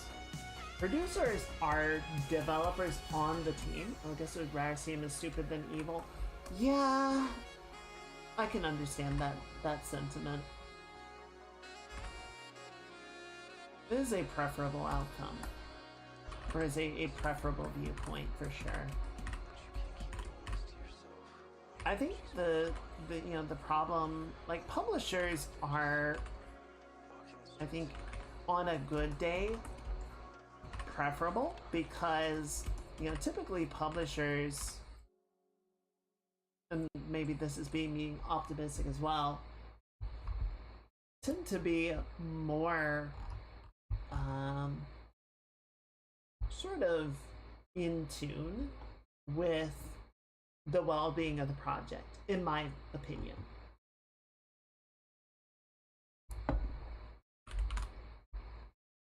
Not always, certainly not always. Especially I think in the last 5-8 years or so, much more out of tune.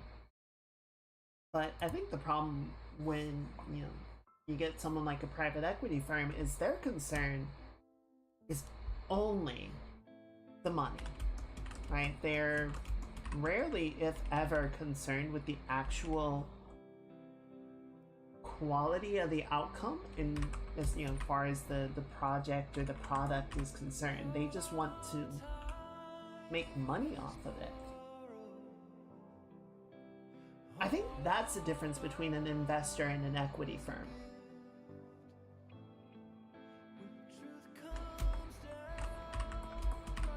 Right? An investor, might be looking at, what is it? An investor might be still looking at it from a standpoint of, I want to make a bunch of money off of this, but I would at least like to think that, they're sort of have a belief in this thing that I am putting money towards has, grounds to succeed, and when it succeeds, I will reap the benefits of that. So there's still sort of that, investment in the well-being of the project, the outcome of the project, whereas I think private equity firms is just like, how can we extract as much money out of this as quickly as we can? I think that is a very different, is dangerous too volatile of a word to use? Because I kind of feel like it's dangerous. If you could just move this lever, you would not be mean to love. If you could just move this lever, you could stop becoming what you're afraid of. Are you ready now?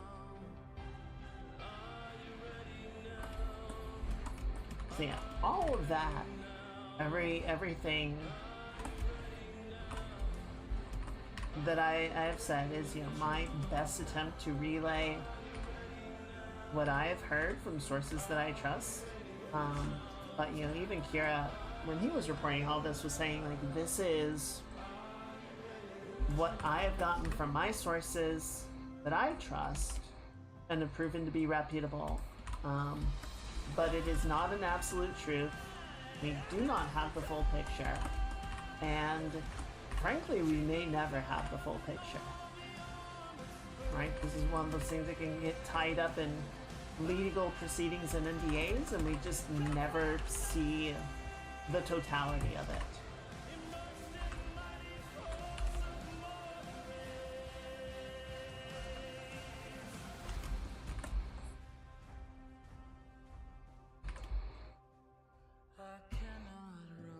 which sucks, but you know, that's kind of what we have to work with.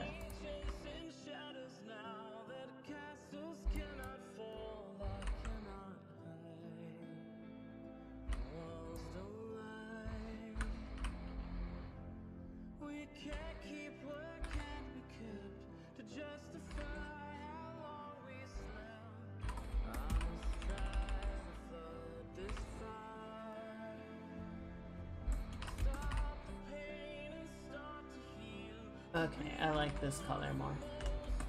That feels good.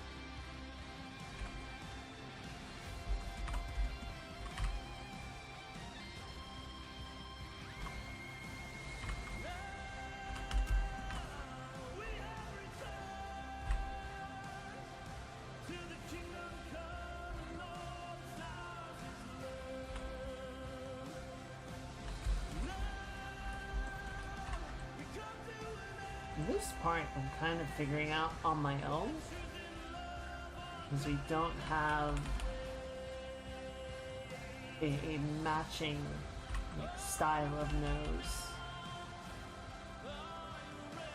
Yeah, I do feel bad for the people that were really like following Ash's creation and really excited for it, because I definitely think it could have been a really fun game.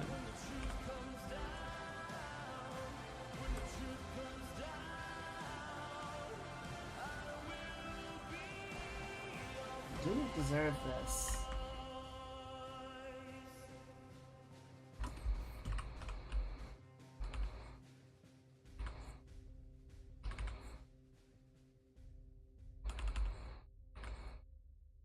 I linked the video Josh made, not so much talking about the event itself, the ongoings itself, but more sort of looking at like why we have these sort of hot new video games or hot new MMOs that show up and then people get really excited about them and then they fold. It seems to happen a fair amount of regularity, which is bizarre.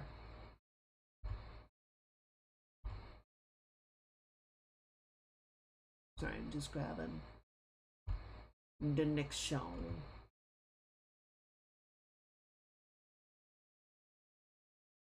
Sure.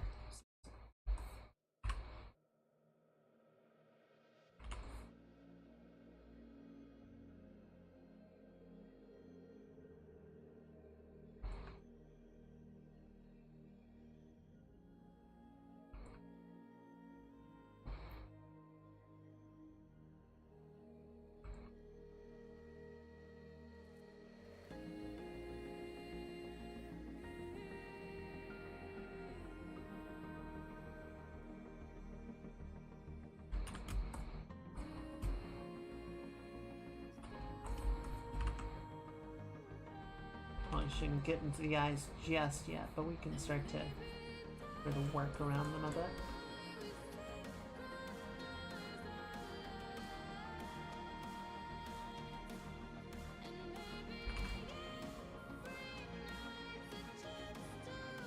Interesting color in here. I want to see if we can preserve a little bit.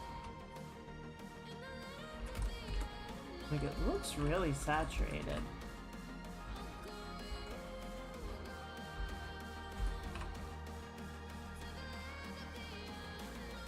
Oh, I forgot to shade the eyes. God damn it. Hang on. I meant to do that before we jumped in.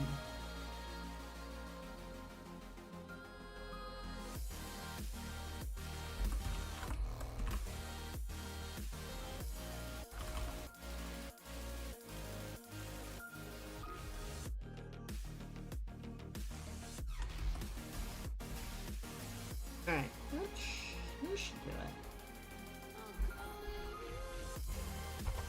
I didn't approach this exactly. Again, kind of different things for different drawings. And even looking at the rest of Momo's work, like this one's a bit of an outlier. Like they were sort of kind of what we're doing, they were going for like a specific look.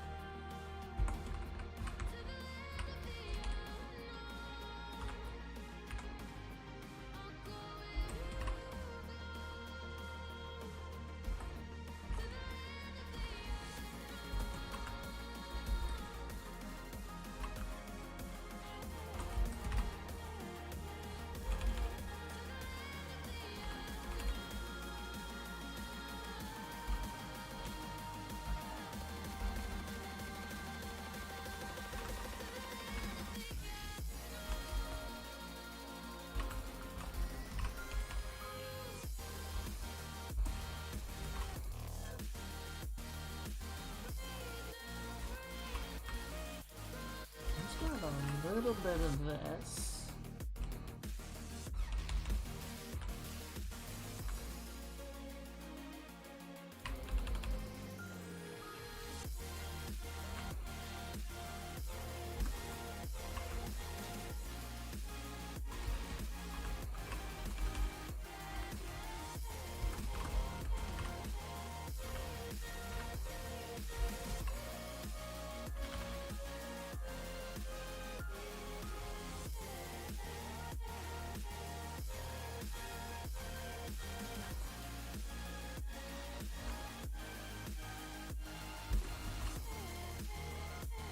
I don't want to do too many like internal line shapes or anything.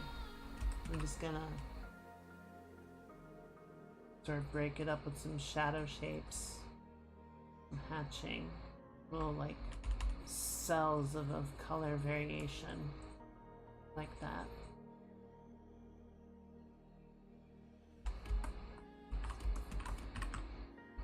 Try not to let it get too rounded out like so.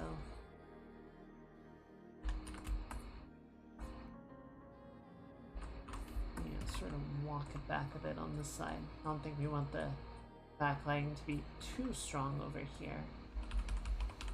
Keep it sort of minimal.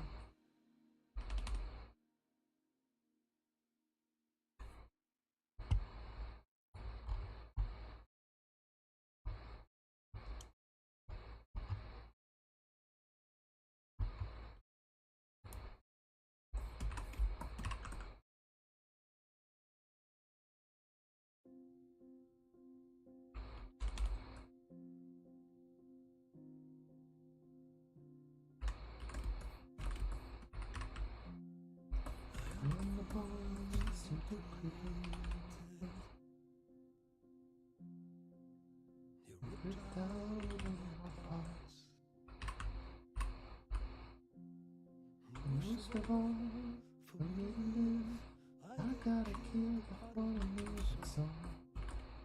I need you more. How can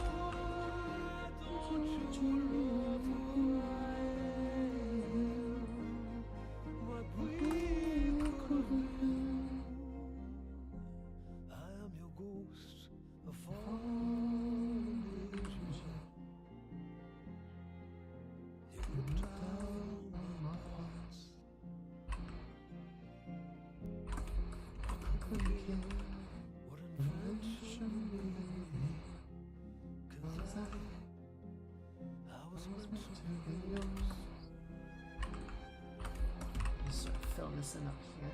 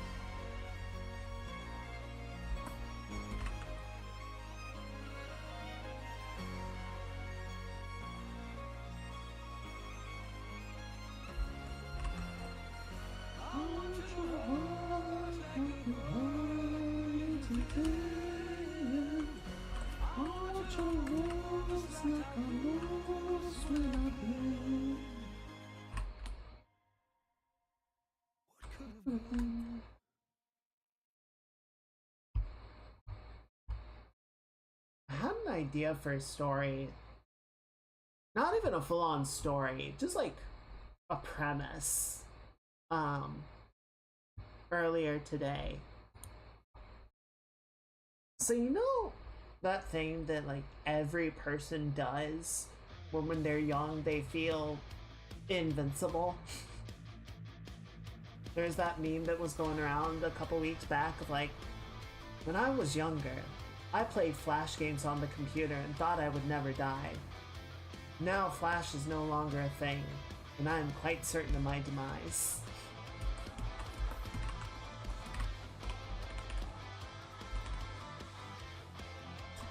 So what if there was a world, where that was actually true? Like, up to a certain age, you were indestructible. Like, everyone up to the age of like 30 or 40 could not be killed. And then like on that birthday, you become mortal, effectively. Like, for all of us, it would just be like, yeah, first time. But, like, imagine what society would look and feel like to someone that just, like, yeah, you wake up today, and it's just like, oh, fuck, I can die now.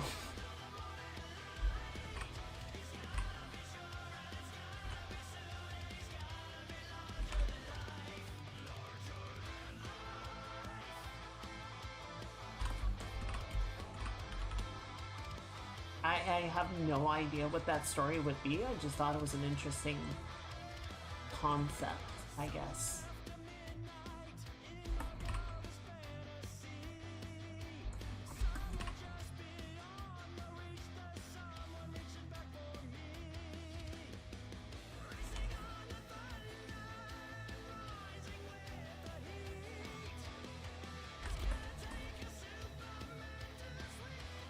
I'm gonna change this. I'm kind of following what they're doing point for point, but I don't quite like where this is going, so I'm gonna play it a bit differently. I'm gonna play a couple of things that make more sense to me.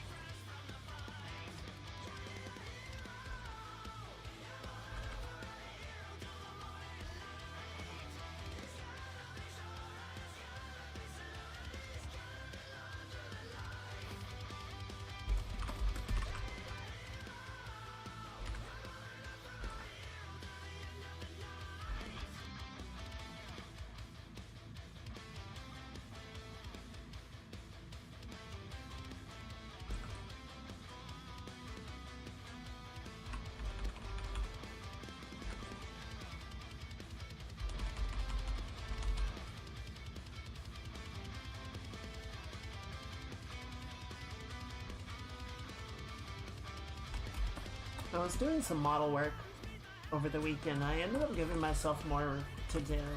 Because after the last stream, I was sort of looking at myself in the mirror a little bit, and I was like, yeah, I don't like how the hair moves. So I started sort of cutting up some of the existing hair cards just to give them a little bit more flexibility. A little bit better ability to articulate.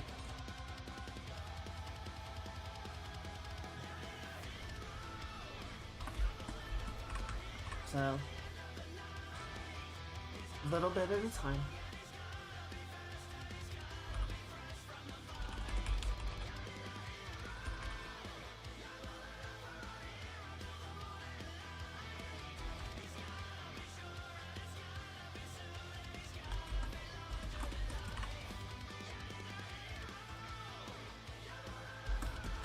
Would you guys be interested in doing any of the model work on stream? I was kind of planning to keep it all a surprise, but I'd be kind of open to doing some on stream if you guys want to see it. Or we can keep it a surprise for the debut.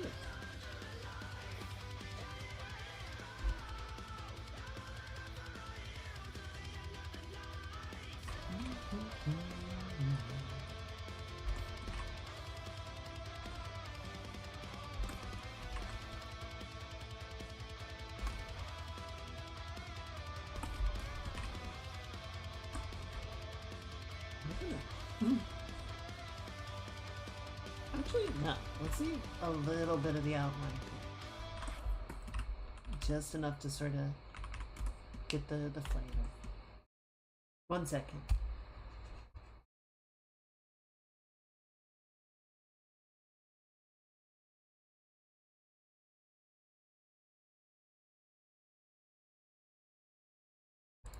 Sorry.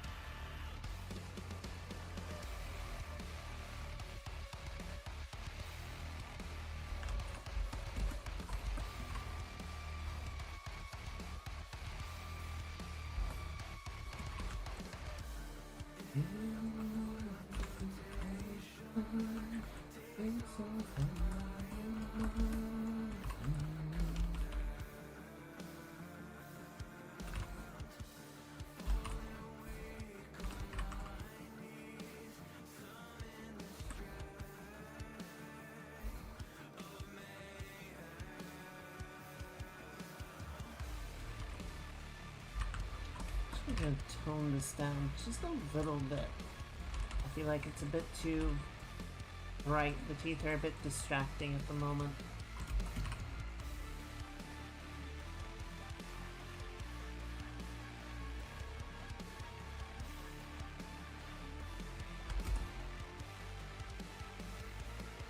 That's better.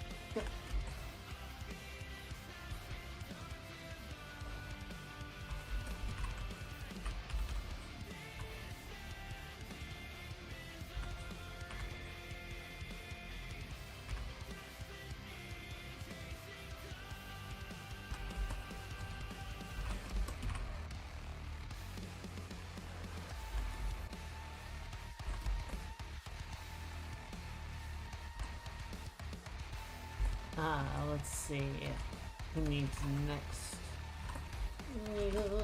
Next.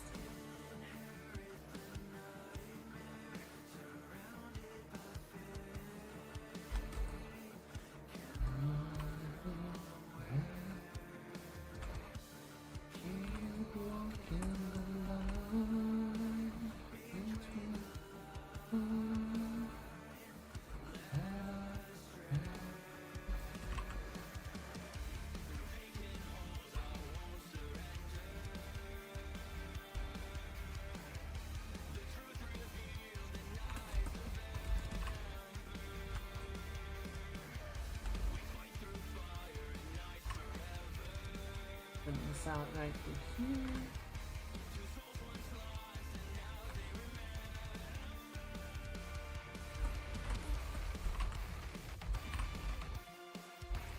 Who got the gem?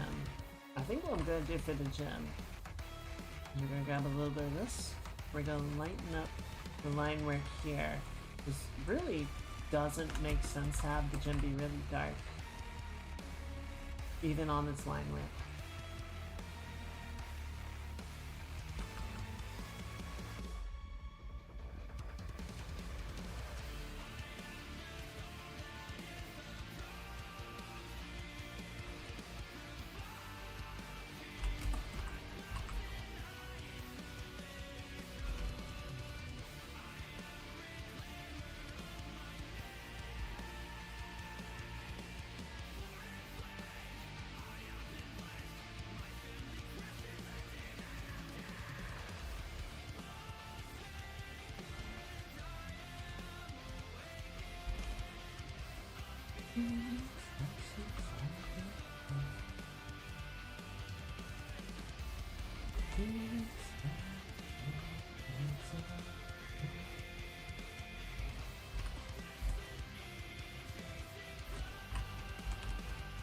Okay.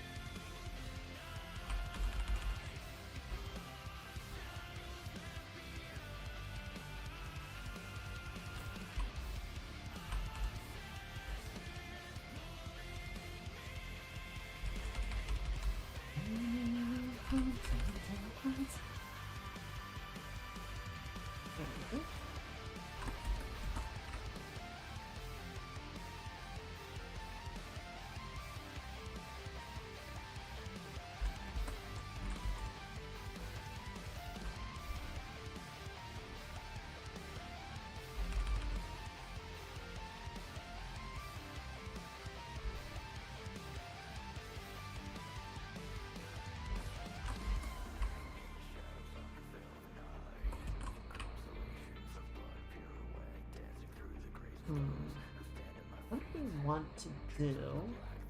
Shape of the collarbone. Try this. Grab a little bit of this in here. Actually, this is good too. Do that. Balance it out with a bit of brown. Good. Yeah, rather than an outline, let's make it like a shaded shape. Something like that, maybe?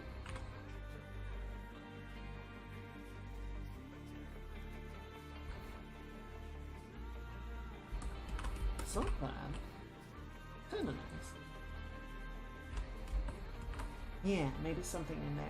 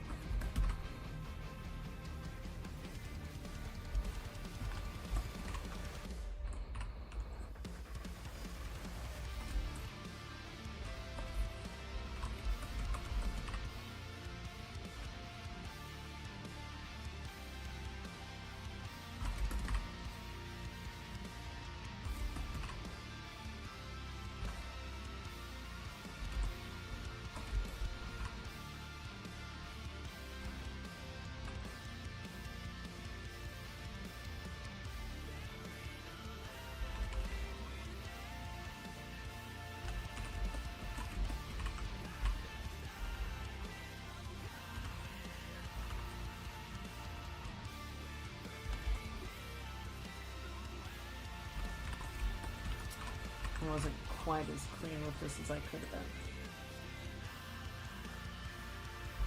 It looked fine at a distance.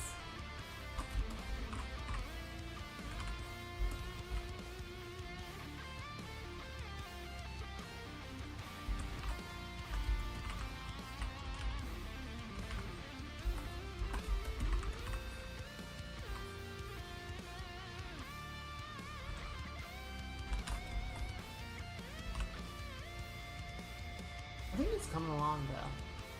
I think we're getting some cool ideas going.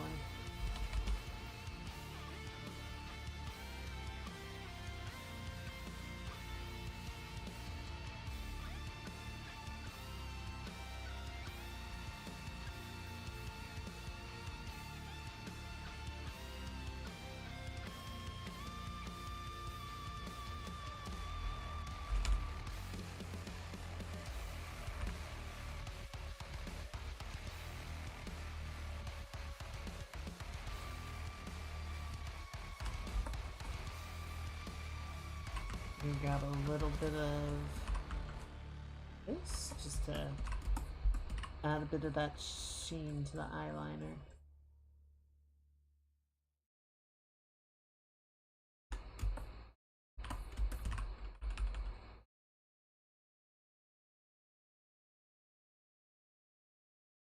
It is kind of funny how much I am typically like concerned with, you know, smoothing out the rendering and getting rid of a lot of the paint hatching and whatnot, and for this one I was like, no, fuck it, lean into that, go harder.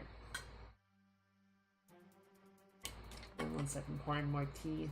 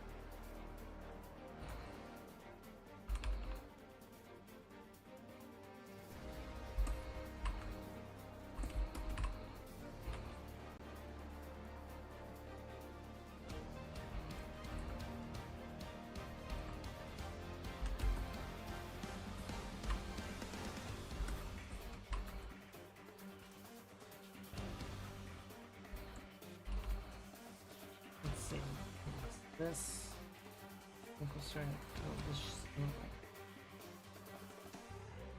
Good.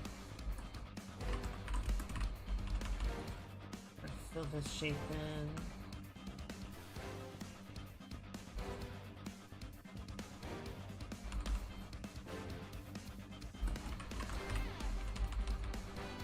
Break these two.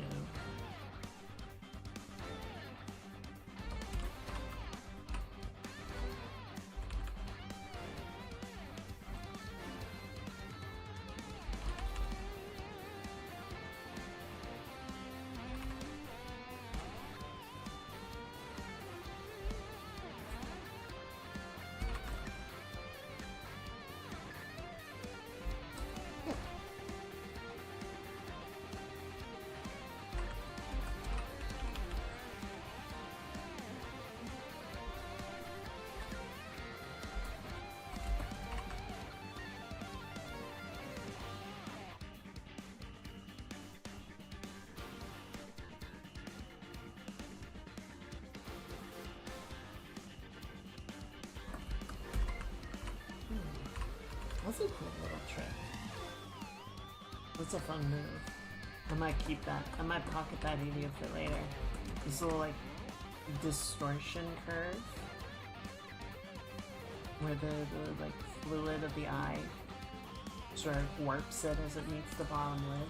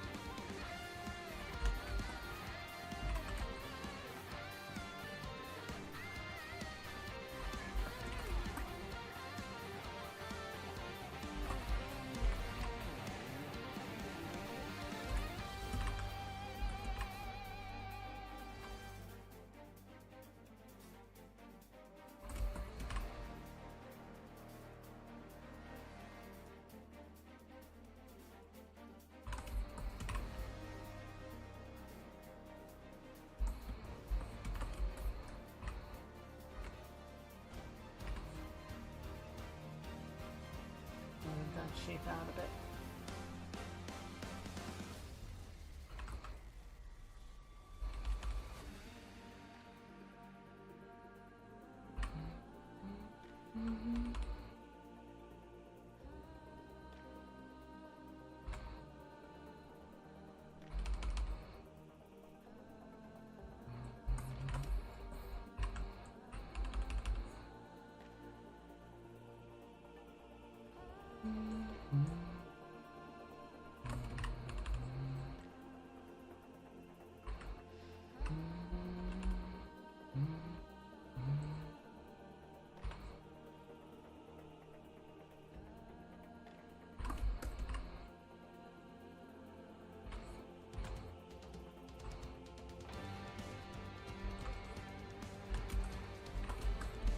Ace Combat 8 better have a banger fucking soundtrack.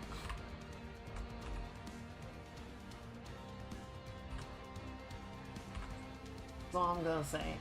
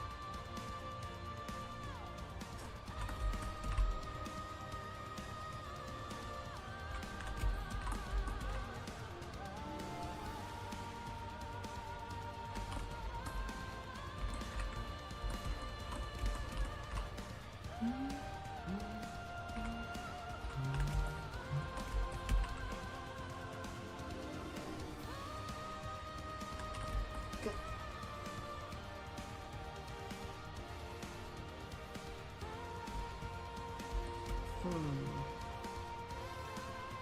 think this is okay where it is. I'm just wondering if we should add like a highlight or something to the collar.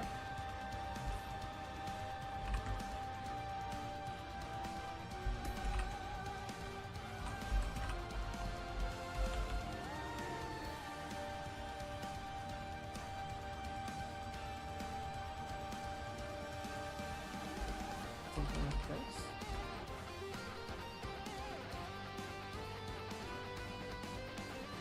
This will give it a little bit more depth, right?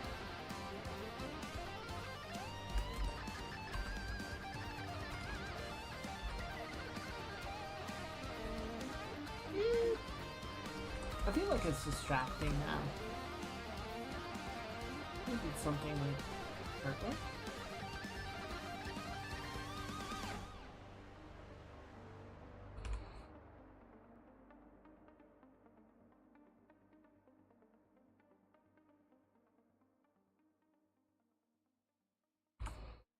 That's a bit better. I feel like that hits the target better.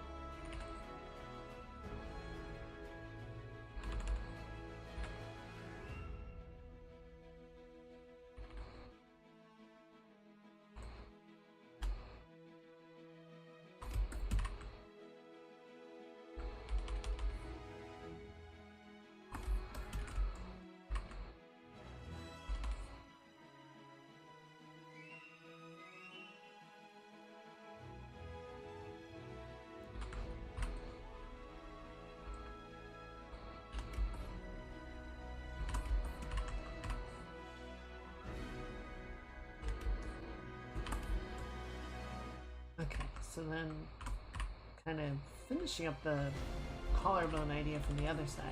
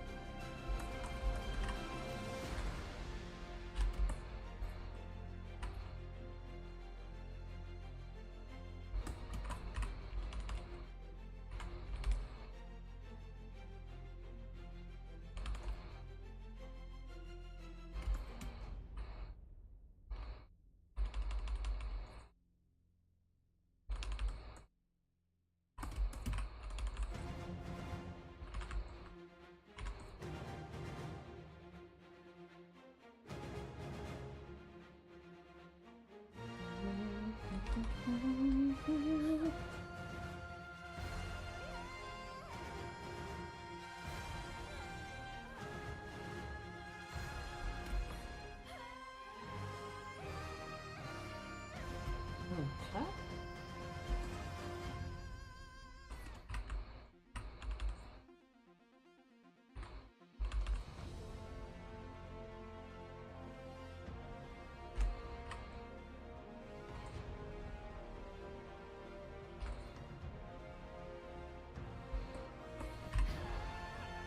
See what this is.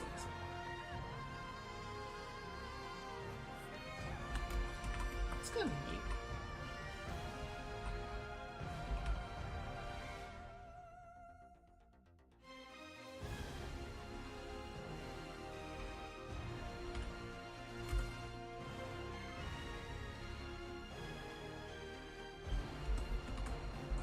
Okay, so now what I'm gonna do, I want to revisit this hair bit, right? Let's take this.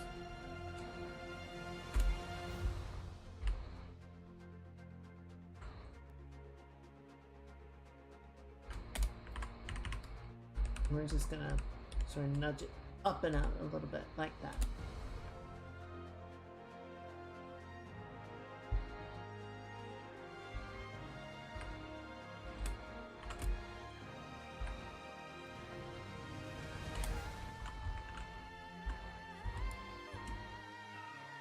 Maybe do same thing again on the other side? Nah, we don't need to do that. We can just kind of pull this up.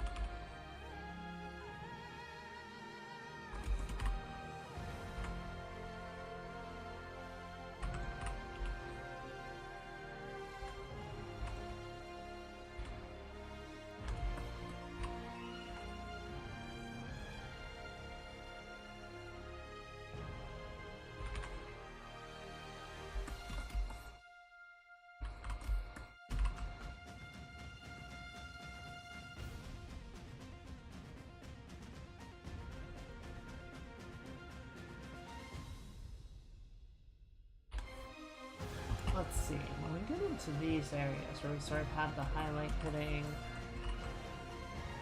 yeah, the lighting is like in a strange sort of way, like it's not necessarily driven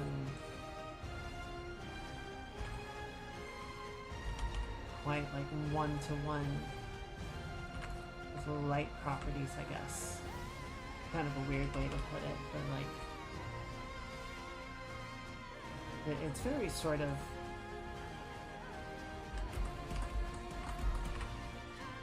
It's more about the feel than the physics, I guess I would say.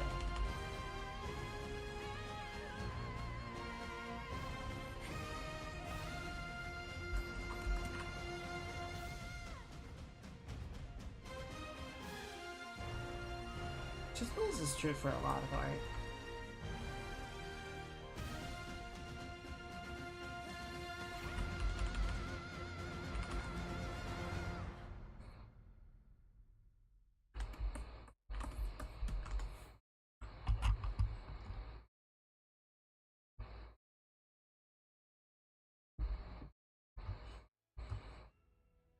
Let's see.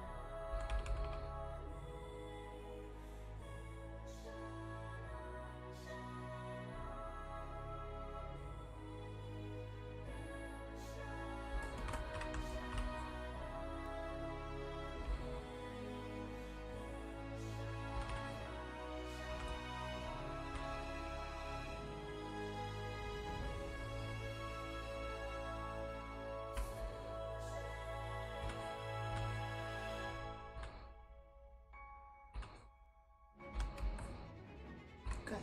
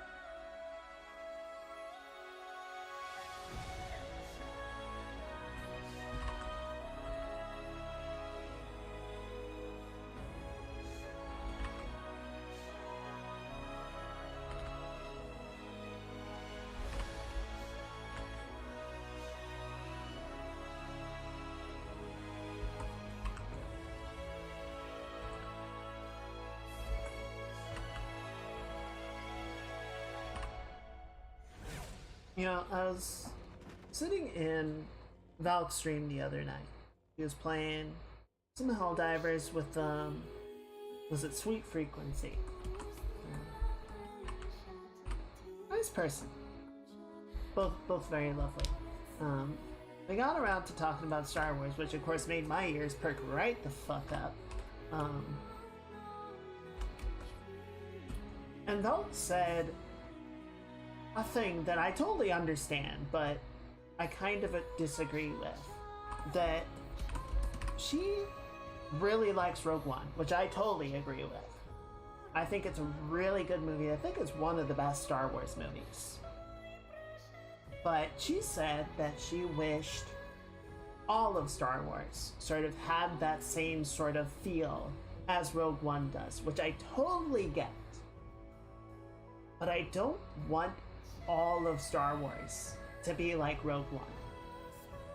I like that Star Wars has the room for Rogue One to exist and feel like it fits within the canon. I like it being a facet of the Star Wars universe.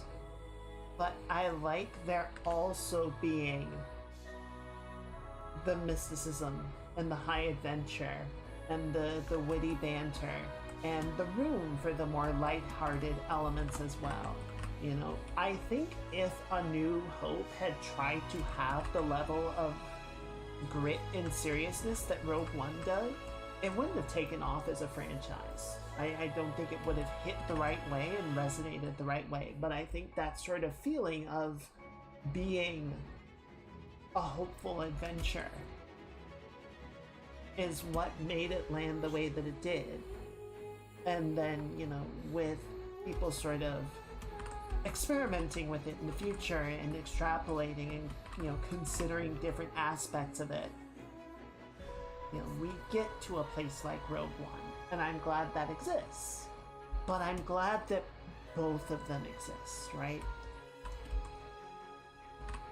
I would like for none of them to be like the prequels.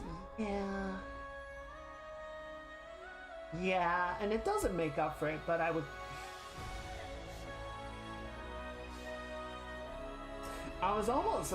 about to say I would rather them be the prequels than the sequels. And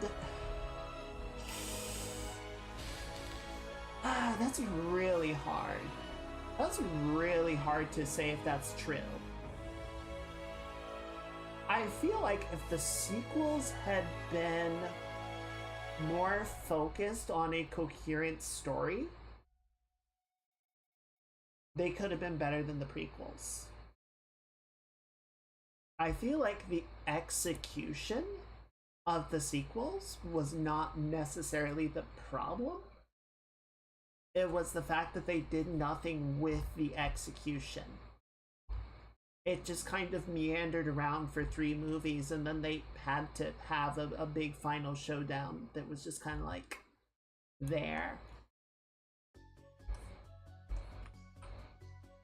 But there really wasn't like enough build-up or payoff to much of anything, really.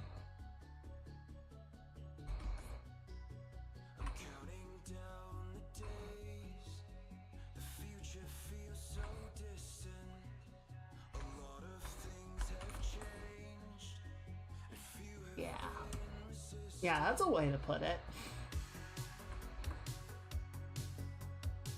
They definitely lost their way.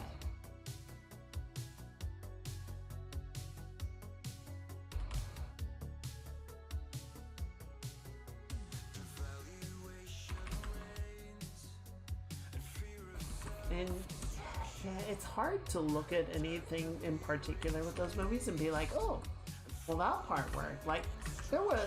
I liked the stuff between Luke and Rey and Kylo. I thought that in the 8th movie, I thought that back and forth was pretty successful. I enjoyed that part.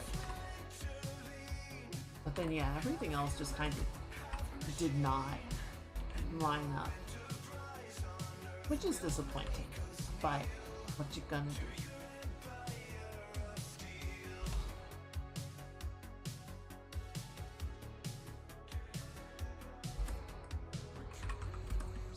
I don't know, like, I will acknowledge that there are things in the prequels that were exciting. Well, exciting? Sparked imagination. There's a good word for it. Right? I think we got some very beautiful, more realized worlds than what the original movies were able to accomplish. You know, I think the technology was well leveraged in that regard. I think it did a good job of sort of expanding the sense of what could be in the galaxy. Right? Like, the original movies never really showed us like major population centers outside of Cloud City. It never really showed us what the rest of the galaxy looked like, because we were just sort of focused on the direct conflict between the Rebels and the Empire. And we went to a lot of locations in the prequel movies. And so I think that did a good job of sort of expanding, like, oh, this is what can be in this universe. So that was cool.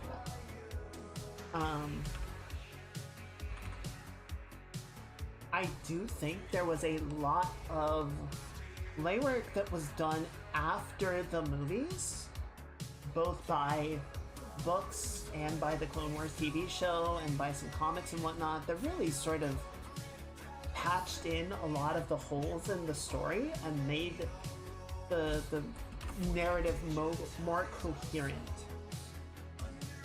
And so, with the benefit of hindsight, we can sort of look at the totality of the prequel era and go, oh, this actually kind of comes together.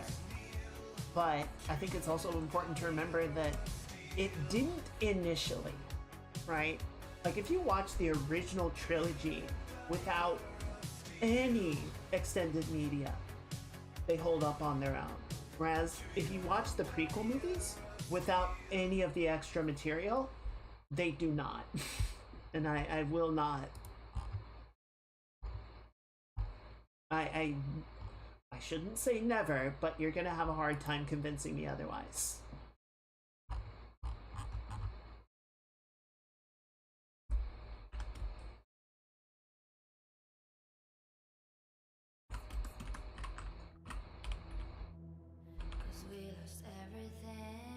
But yeah, as much as, like I said, I love Rogue One. I really like that it exists. I like that we can have the original movies, and The Mandalorian, and Andor, and Rogue One, and the Visions animated shorts.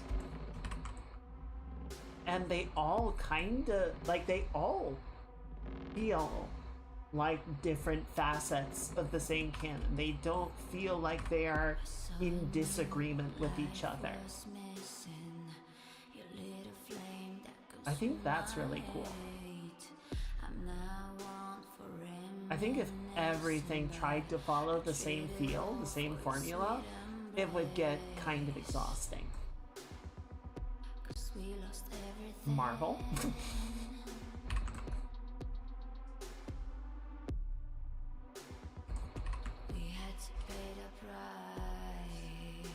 I think even to some degree, at least for a while, Marvel sort of understood, like, we have a bunch of different characters and a bunch of different settings that we can work with. We shouldn't try and make everything feel exactly the same.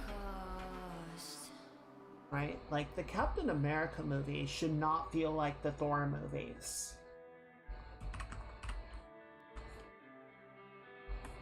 And Doctor Strange should not feel like Guardians of the Galaxy.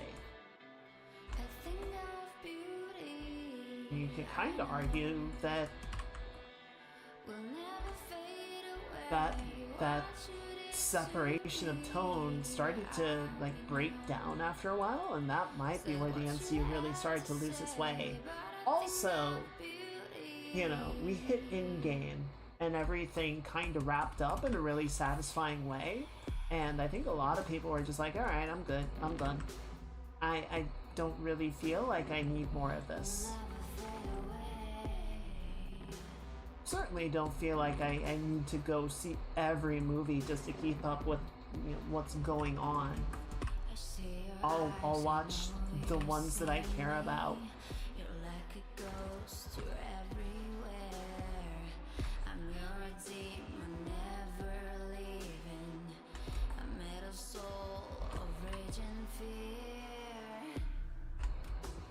It's like in The Mandalorian, they took one of the episodes of the Book of Boba Fett was basically just an episode of The Mandalorian. They were just like, hey, so I know we've been following this storyline, but we're just gonna deviate for an entire episode to catch up with Mando, to catch up with Din Djarin, and see what he's been up to. because he's going to be relevant to the plot now, but we're going to spend an entire episode. And what happens here is going to be relevant to The Mandalorian. So you better watch that. You better watch the Book of Boba Fett. If you want to, it's like, no, stop, shut up. Don't do that.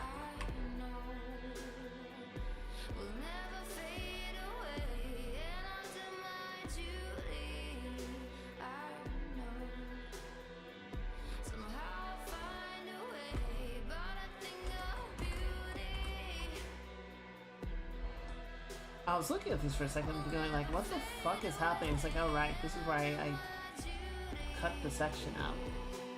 We gotta sort of bring things around.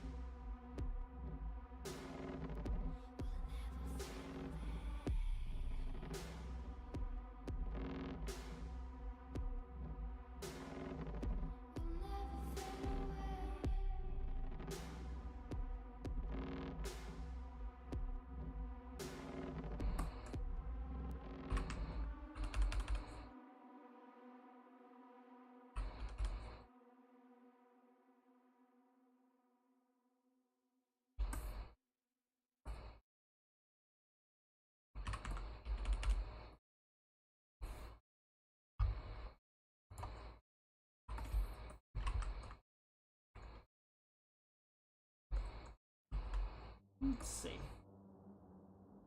I think we're getting there. I think we're getting to a pretty good spot with all this. Just kind of keep adding in the texture, right? Doing some more breakup.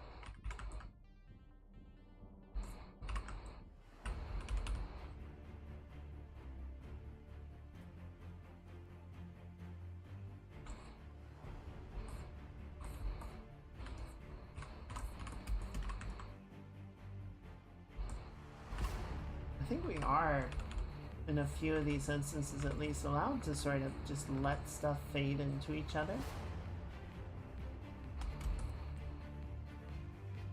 We definitely just don't have the same like overall level of detailing we do with our usual pieces.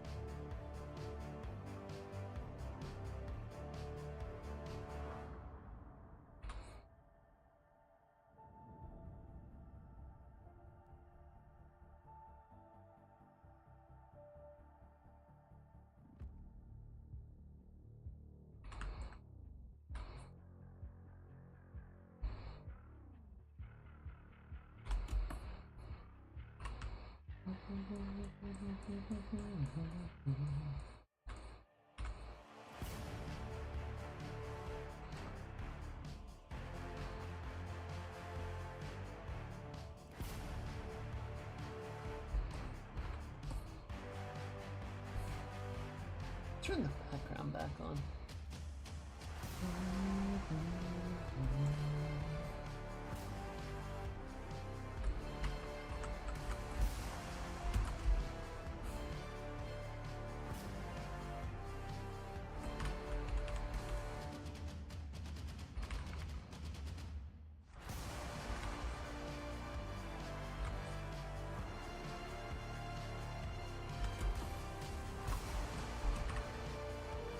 I'm just gonna have to come back over the slash, I think.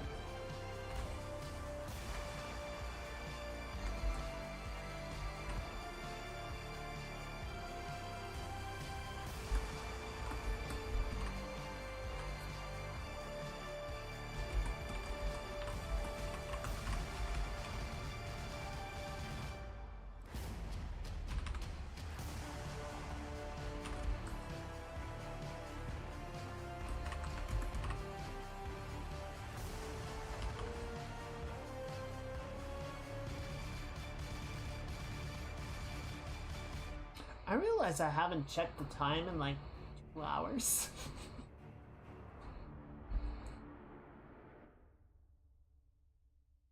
I had no idea how fast or slow we were going.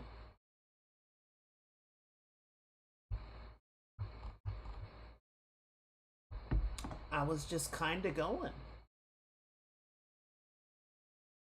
Well, speaking of which...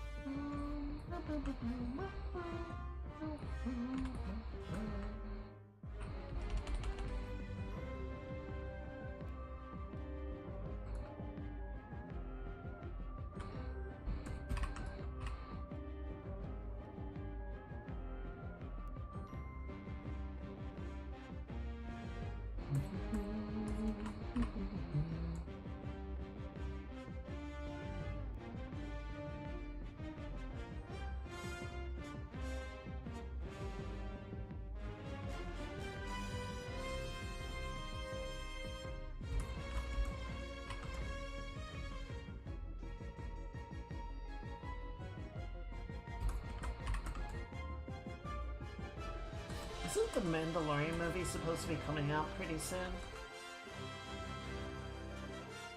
I feel like they put out a trailer for it and then I don't remember anything since then.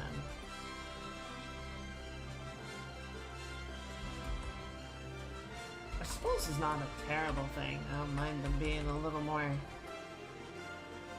you know, not bothering us constantly. Like, hey, remember, the Mando movie's coming out. The Mando movie's happening. You should go see the Mando movie when it comes out.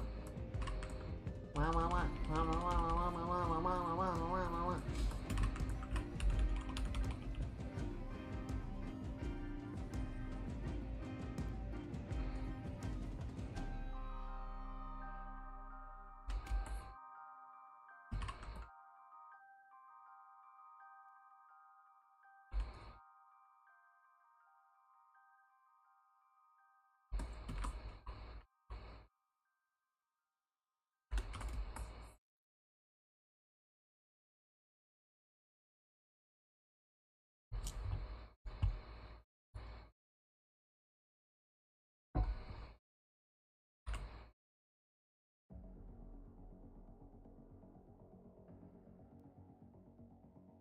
I like where it's going. I think it needs a little bit of work still, but it's definitely getting there. You're watching this video sitting down. I'm gonna need you to fix your fucking posture, you croissant-looking letter C, crescent moon ass, scoliosis motherfucker. Fix your spine! Damn! Oh, thank you for the reminder. Howdy, Panda. Happy February. I hope you're doing well. Hope you're having a good start to the month. Welcome in.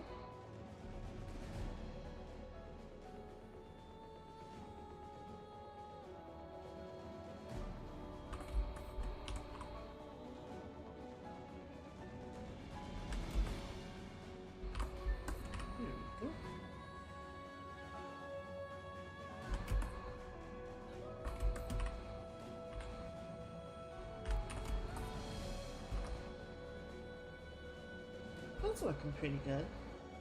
This is 66. Mine's at like 8.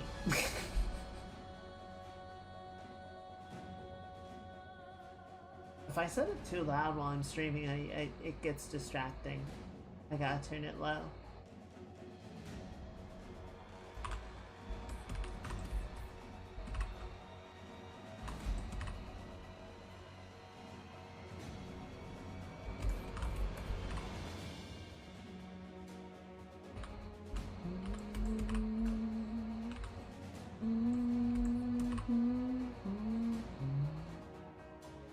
Oh, like the background?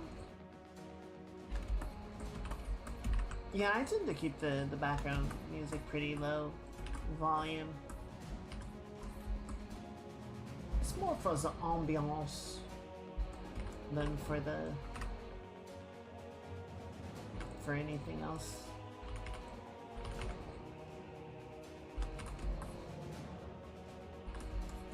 And my microphone. Well, it's at the normal level.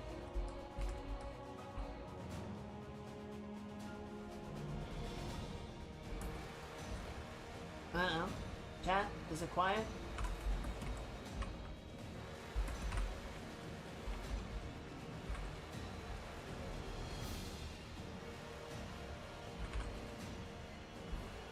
It's pointing correctly, right? Let me turn it a little bit.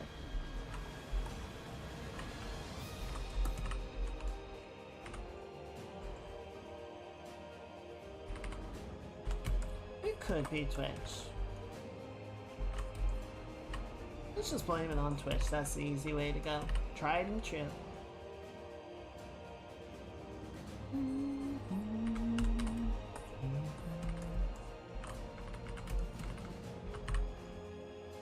What are you doing, Panda?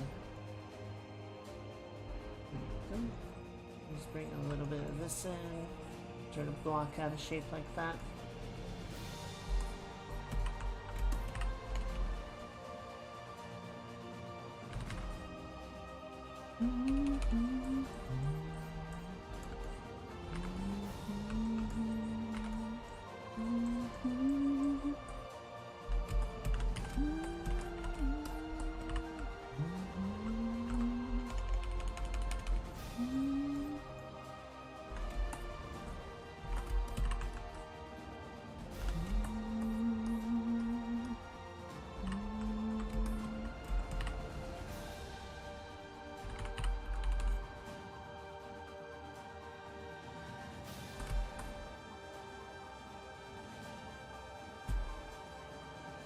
I think we're getting to a pretty good spot with this. Not 100% yet, but pretty good.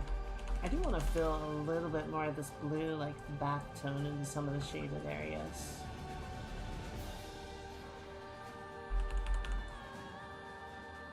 Kind of like that.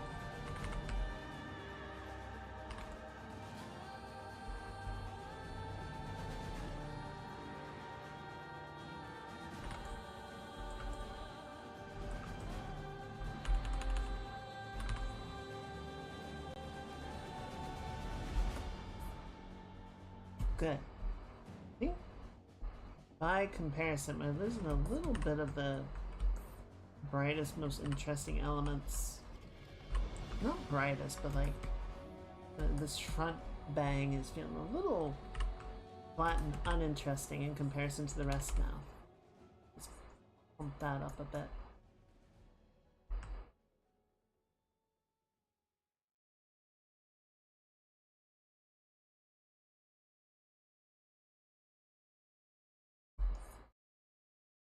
I'm realizing also I didn't shade the blue stripe at all.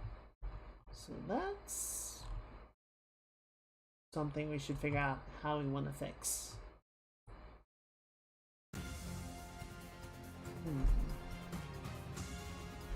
I mean, I guess we can just do like a tone down.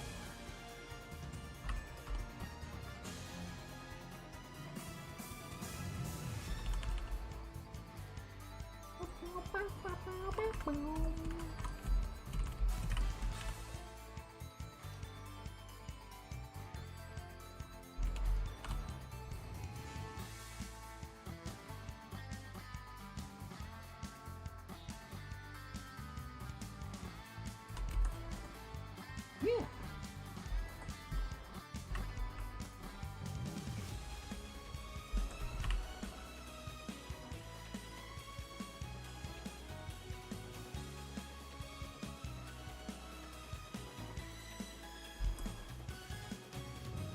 Yeah, we're not really doing any of the like bright highlighting, right? It's very subtle sort of shifts in hue and value.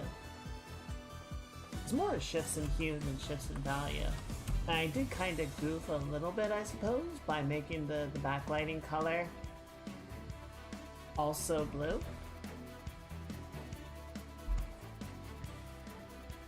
It doesn't stand out on my characters quite as much as it does on the other, or on the reference image.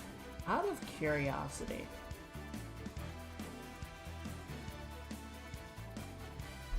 I want to try something. I just want to see.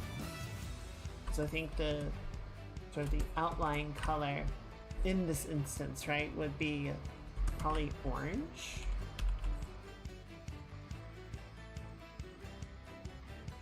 I just want to block that in a few places and sort of see what it would feel like.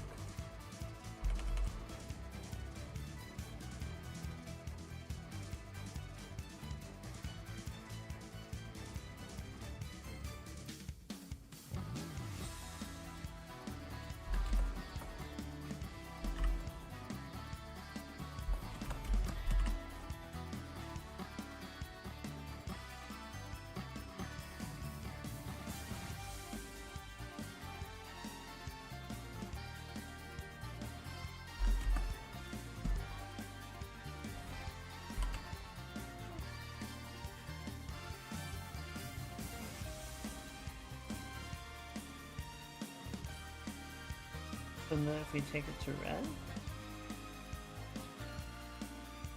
Okay, that's kind of fun though.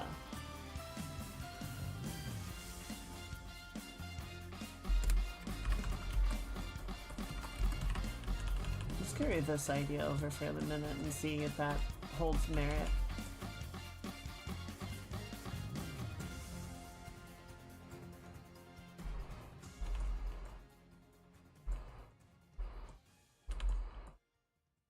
It's very bright.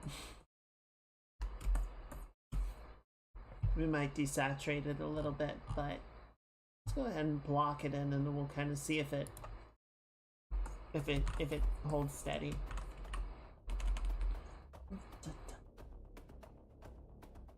I think, yeah, the one thing that it doesn't quite work as well, like it works well in the high saturation areas, right?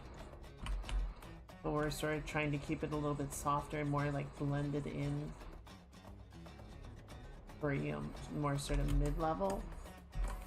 It doesn't work quite as well, I don't think, because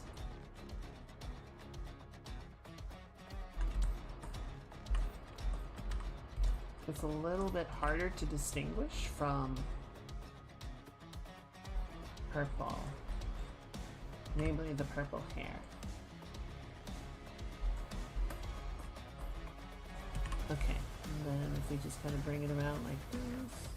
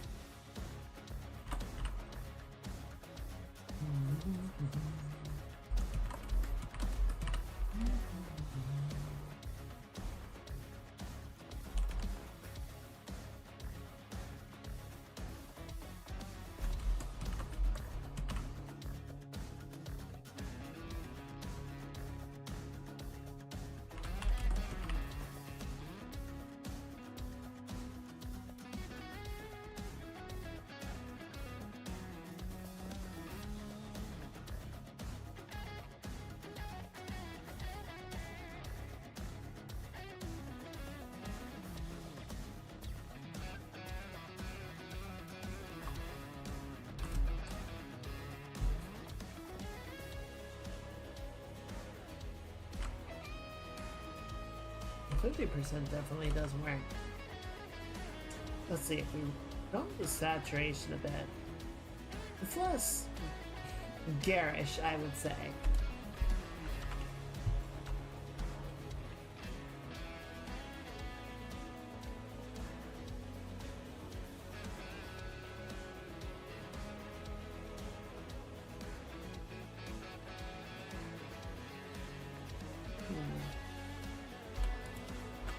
you guys think?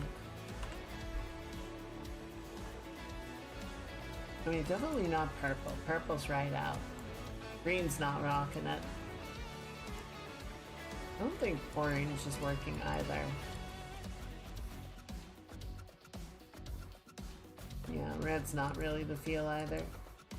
So like either we would keep this sort of like fuchsia color, or we would stick with the blue.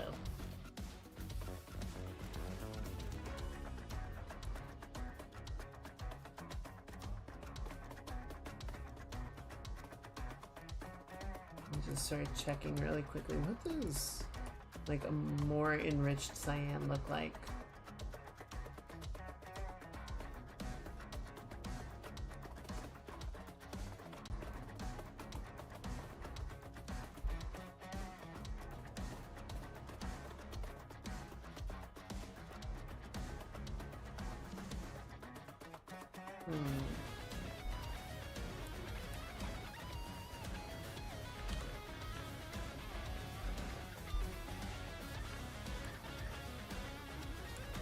Maybe warming up the blue just a little bit.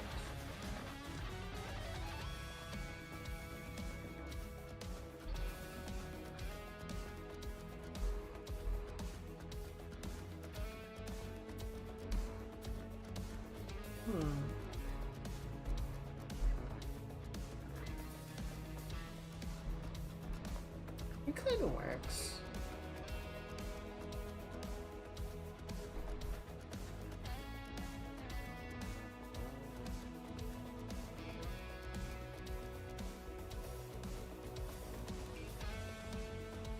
Yeah, I feel like that just stands out a little bit more distinctly as like a lighting color, separated from the albedo. Whereas I think when it's like, when it's a bit more royal in color, I think it just, like the blues and the hair are kind of lining up with the tones in the stripe a little bit too one-to-one. And so it kind of just blends together a little bit too much. So why don't we keep this one? I think this sits pretty well.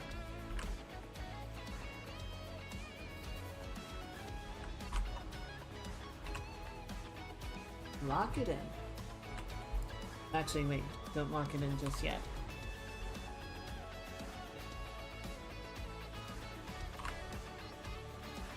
Alright, so we are gonna have to do a little bit of revisionary work now, just to sort of clean up some of the adjustments, right?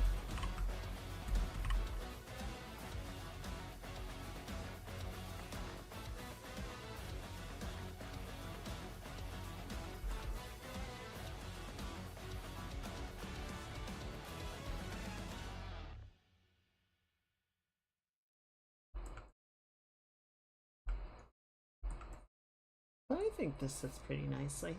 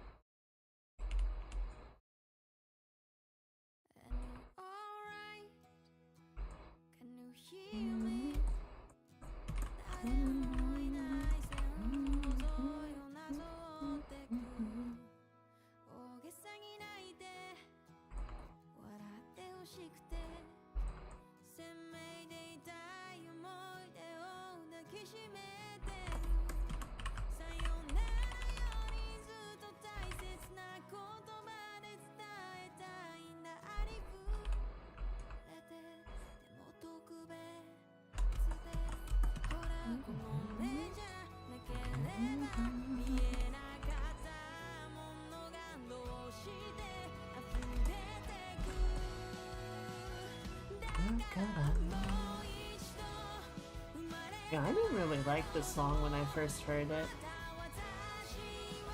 I didn't really like the outros for the first season of Free Run. I think I'm just not a fan of like the animation style that they used. The song's actually quite nice.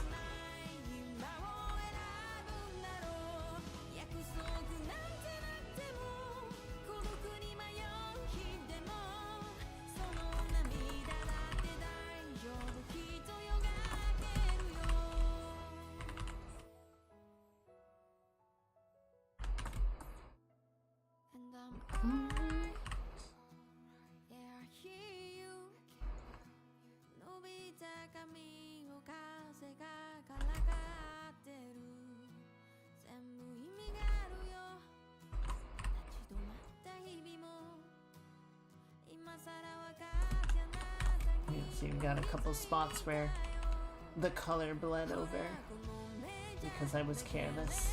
I was a fool.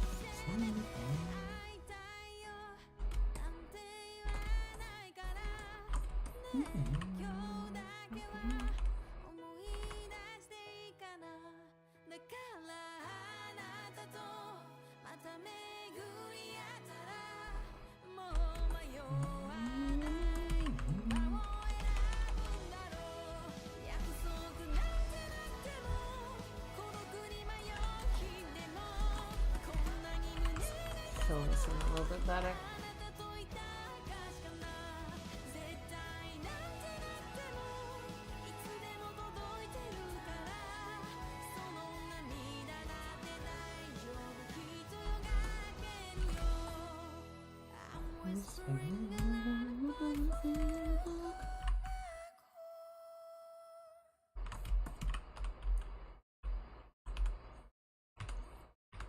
Oh, you know what I want to listen to now?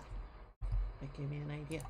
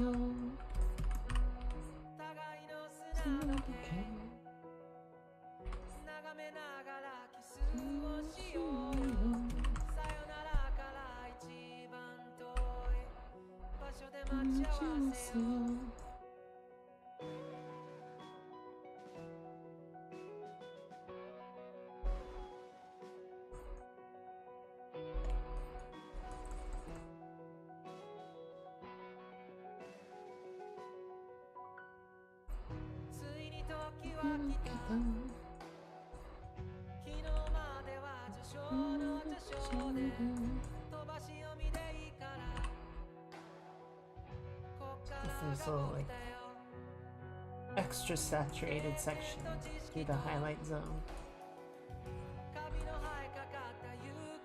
Rather than make it brighter, per se, we make it richer.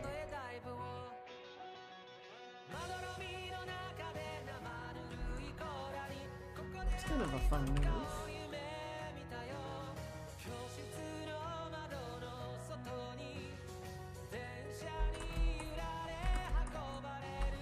Interesting.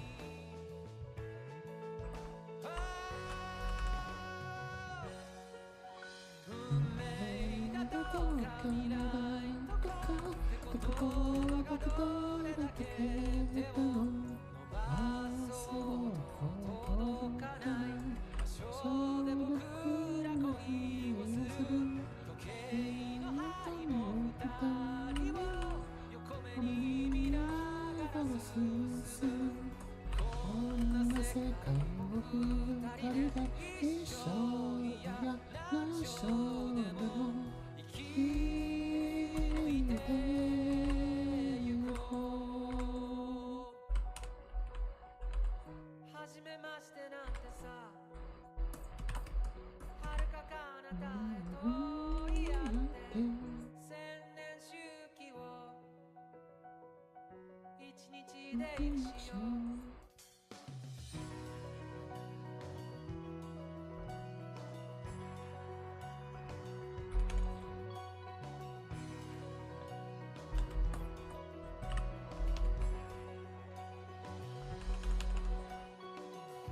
書にある言葉で出来上がった世界を憎んだ万華鏡の中で8月のある朝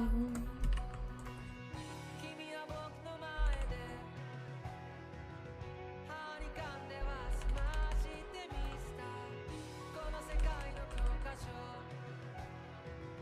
ような笑顔で嘘みたいな日々を規格外の意味を悲劇だっていいから望んだよ We're getting there.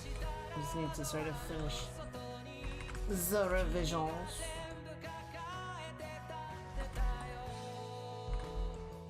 Yeah, I think the cyan's a good call. I think it plays well with the colors that we have, but is also... It reads clearly as its own deal, right? I think that's good. I think that's what we want.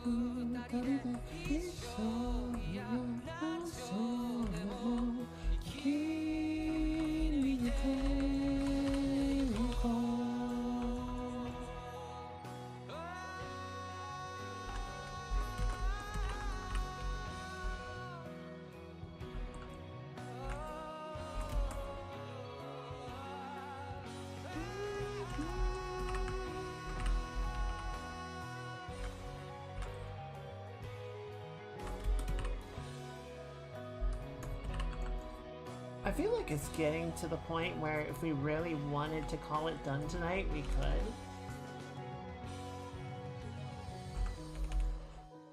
I feel like there's more that we can play with, but probably not a whole stream's worth. So we'll see how we feel towards the end.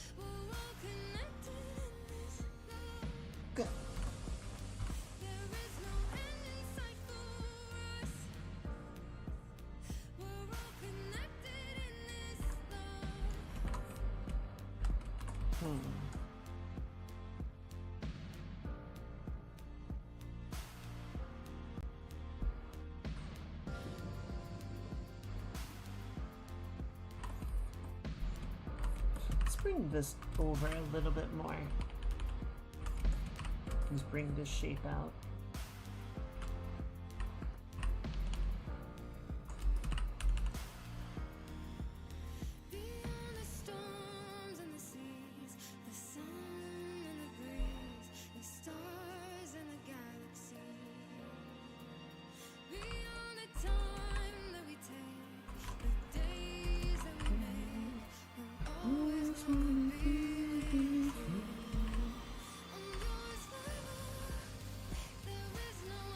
There we go.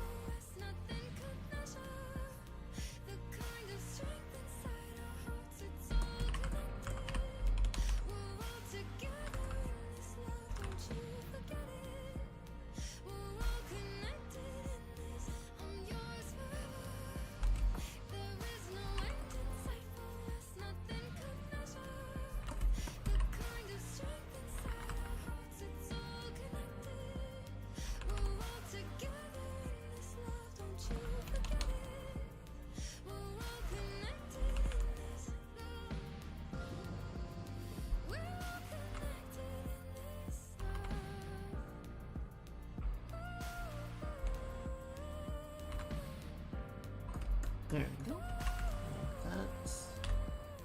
And we just need to, sorry, come back in and get the outlines here.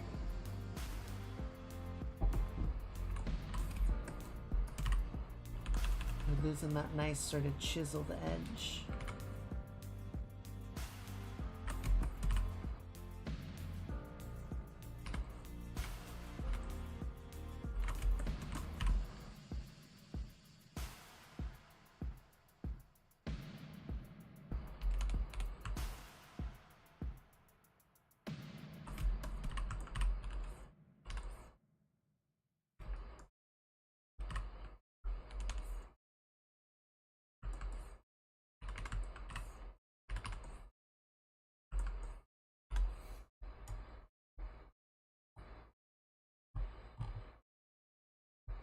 Let's see.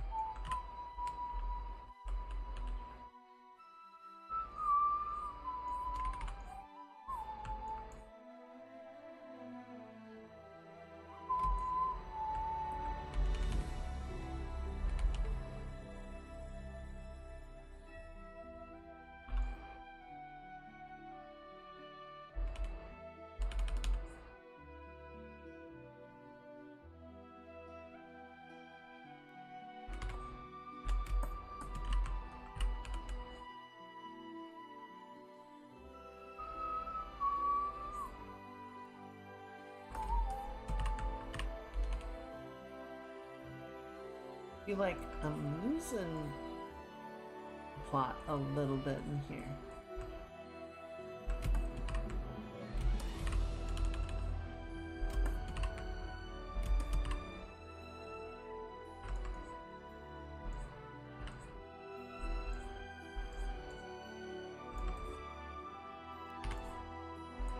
There we go.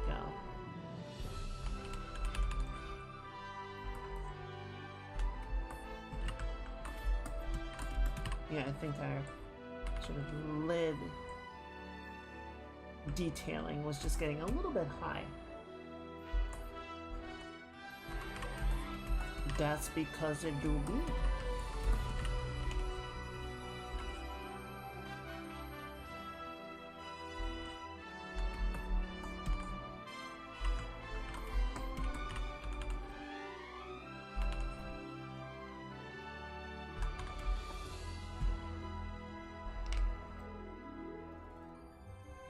There we go. Yeah, it feels better.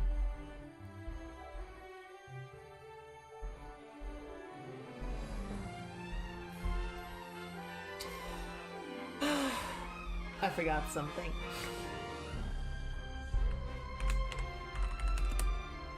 So we're just gonna do this in one big chunk and we'll figure it out as we go.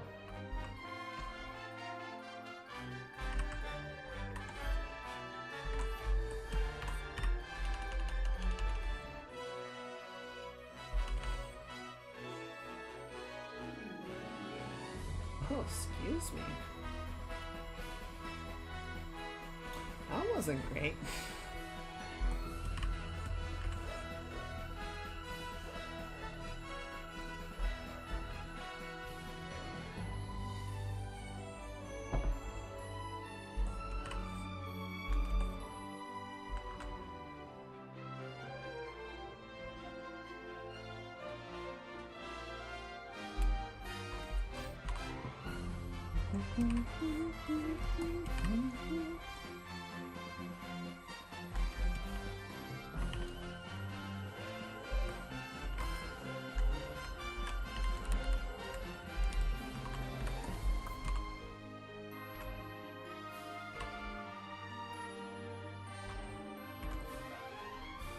There we go. Okay, so then we're just gonna grab a little bit of this in.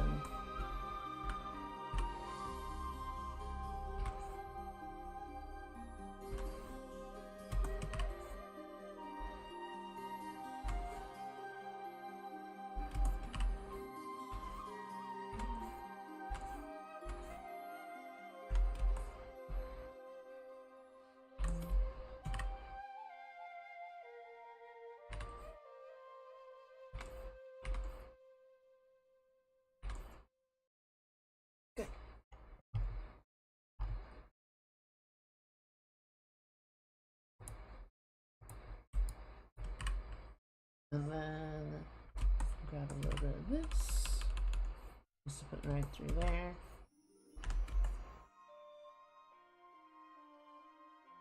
And then we need, we'll just grab off of here, that's fine.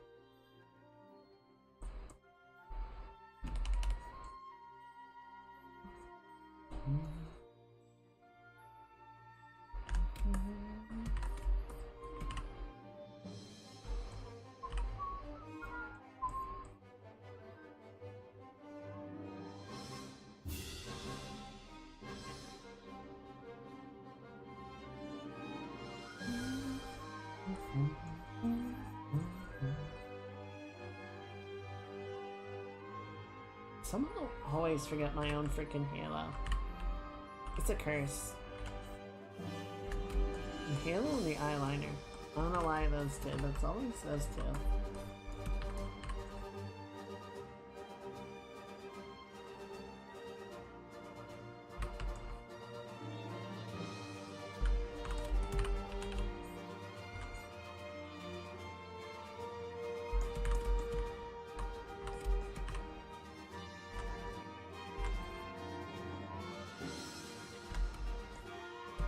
Forget my own dang head if we're attached to my shoulders. Which is why I've sometimes forgotten my head.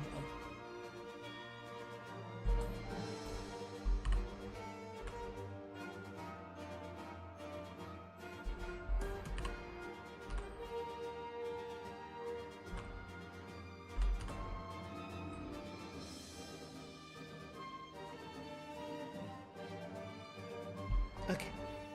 And then we're gonna do This'll move.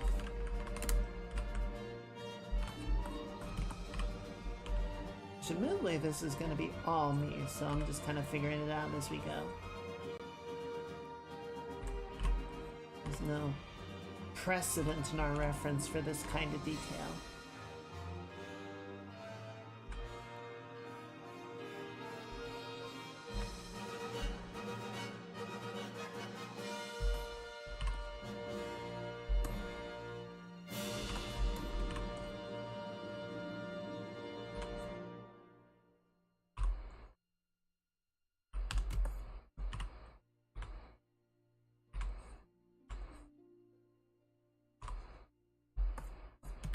Here you go.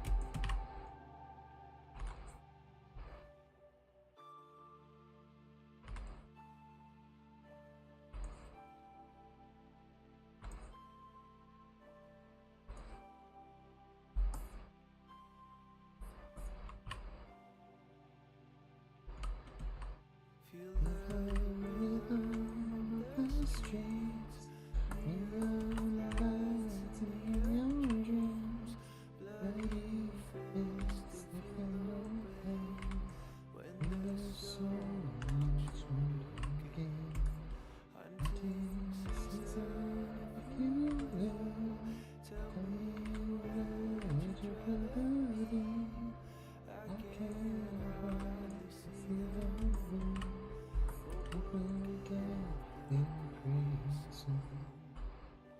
Trying so hard to release you out of the misery. Hold on to your wishes if you can't hold on to me. Forgive me for letting you down. Forgive me for letting you down again. I guess I'm not strong enough right now. Yeah, that's good.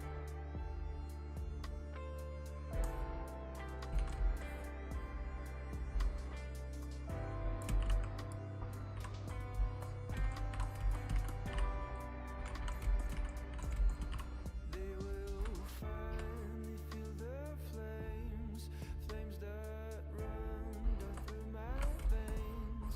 I will make the city burn. We're not planning to return. Trying so hard to be free, to make you see what I see. Hold on to your wishes if you can't hold on to me. Forgive me for letting you down. Forgive me for letting you down again. I guess I'm not strong enough right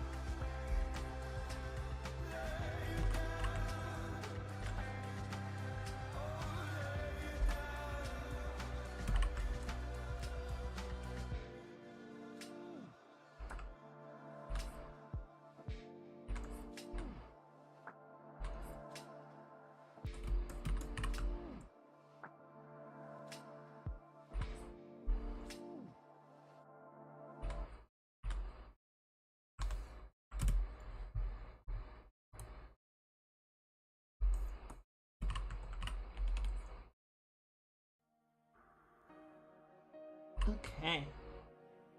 Yeah, I think we're getting pretty close to being done with this.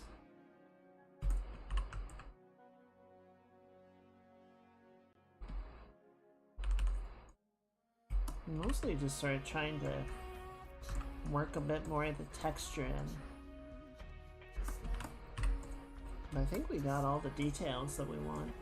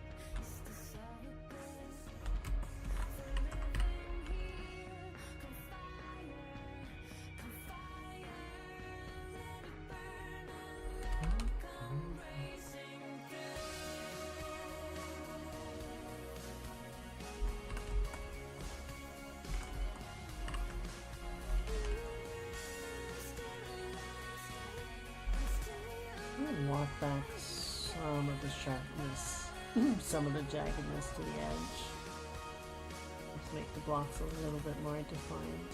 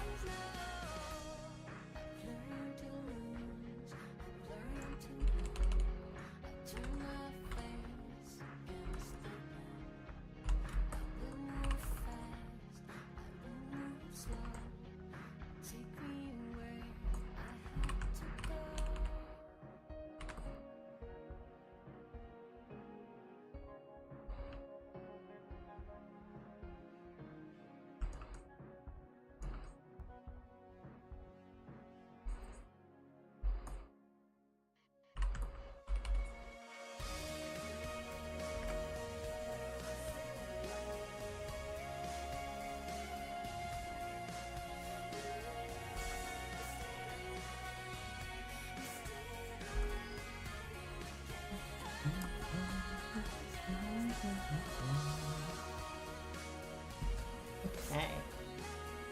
Anything else in here? The nails kind of slipped away a little bit. We can clean that up.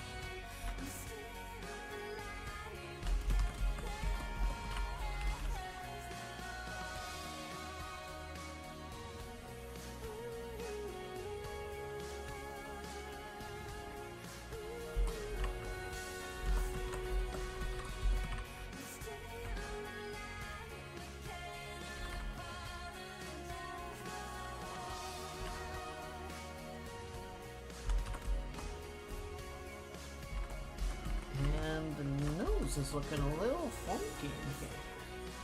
What the nose doing?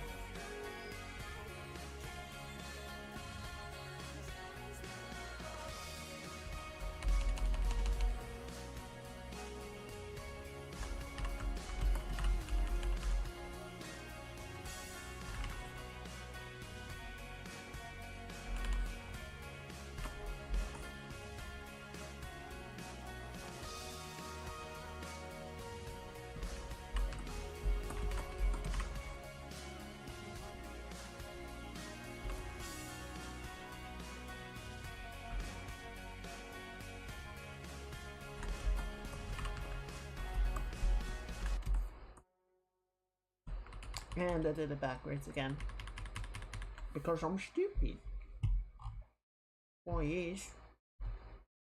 That's me being stupid.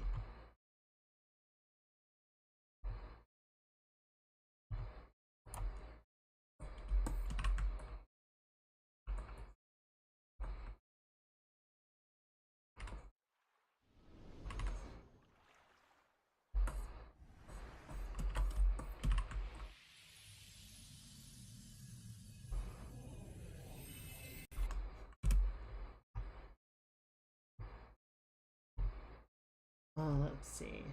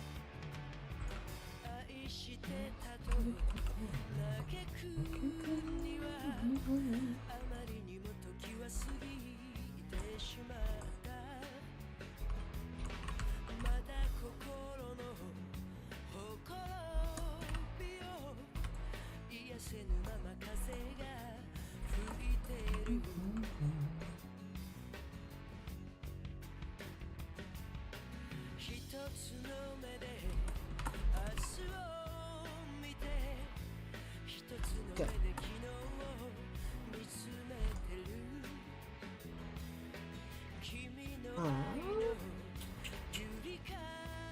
So anything else I really want to do in here? I think we're about done with it, really. Bring this back up. Grab these guys. We'll add a few of these for good measure.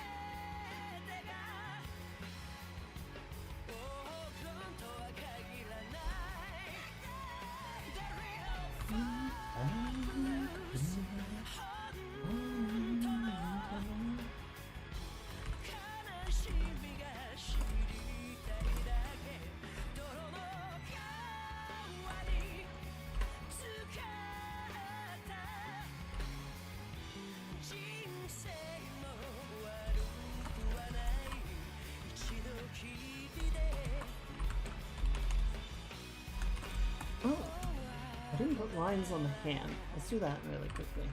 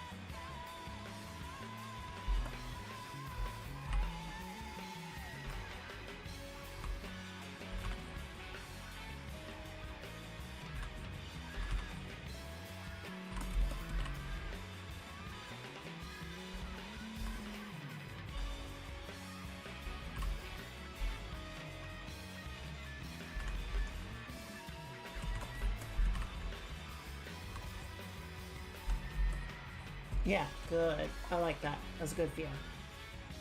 It's not too much, right? Just the right amount.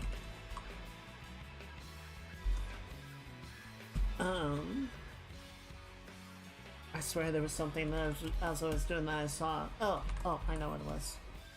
I got a little bit of color bleed, which thankfully is on the separated layer, so we can just erase it.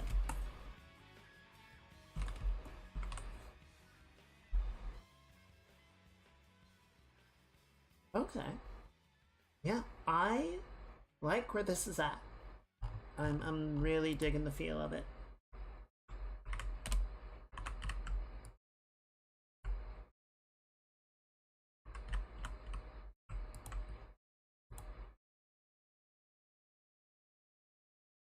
Excuse me. Something weird is happening. I don't know what's going on with me.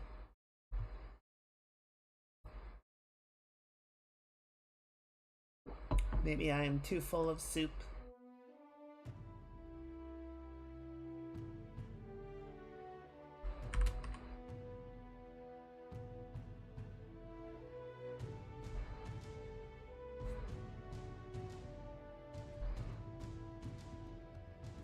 Yeah, thank you. I kind of wanted it to be, you know, a faster, simpler piece. I didn't really know how that was gonna go when all was said and done. But yeah, I'm pleased with the progress.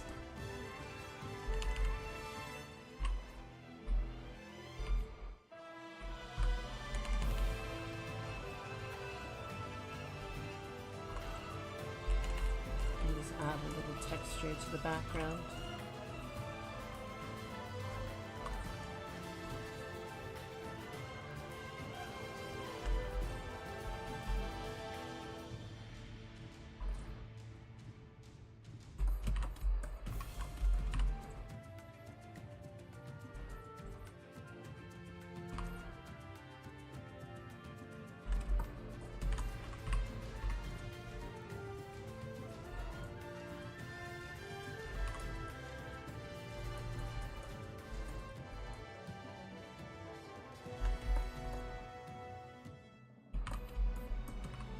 It was kind of my hope that we could more or less finish this today.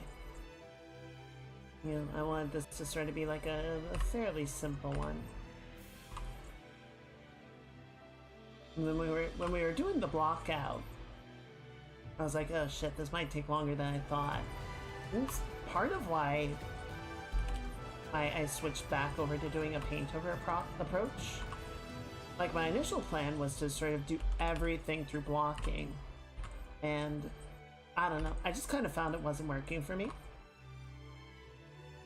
I wasn't like getting the feel that I wanted as quickly as I wanted, so I was like, you know what, screw it, let's just we have We have a mode, we have something that we know, something that can still work. Let's go that way. Like, I think it's always good to try new stuff, but I don't know. I don't think you necessarily need to throw out everything that you already know in the process of doing that, right? Like, you can sort of find ways to, like, use what you know and incorporate new ideas into it.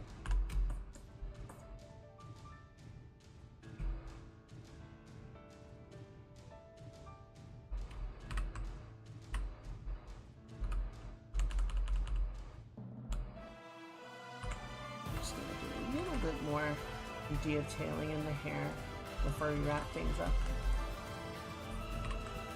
And a few more of these, like, interior cuts.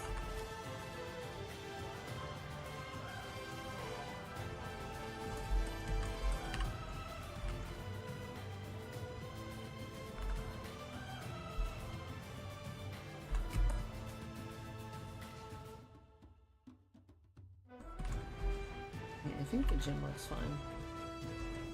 You don't need a ton of detail in there, right? Just kind of get the feel of it. That nice sort of fastening effect going. Hand looks good, eyes look pretty good, hair looks fine.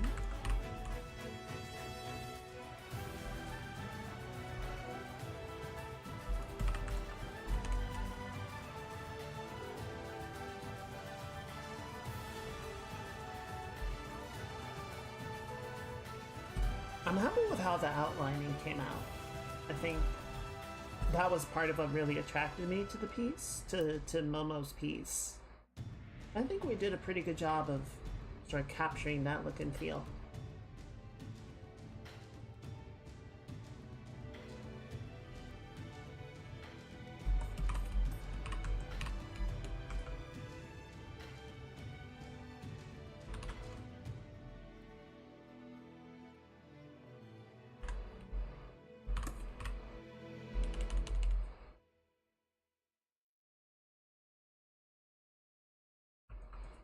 Alright, cool. So, that is, unfortunately, about where we need to call it for the night. We are at time, alas. So the last thing that I kind of want to do, just as a point of consideration, right? Just let me find something to put on while we sort of look at this. It has been a good time. I have enjoyed myself, and I enjoy getting to hanging out with all of you. And I appreciate all of you being here. Sorry, I'm trying to... Oh, this is good. So, I just want to sort of bring this up again as just to compare and contrast the two, right?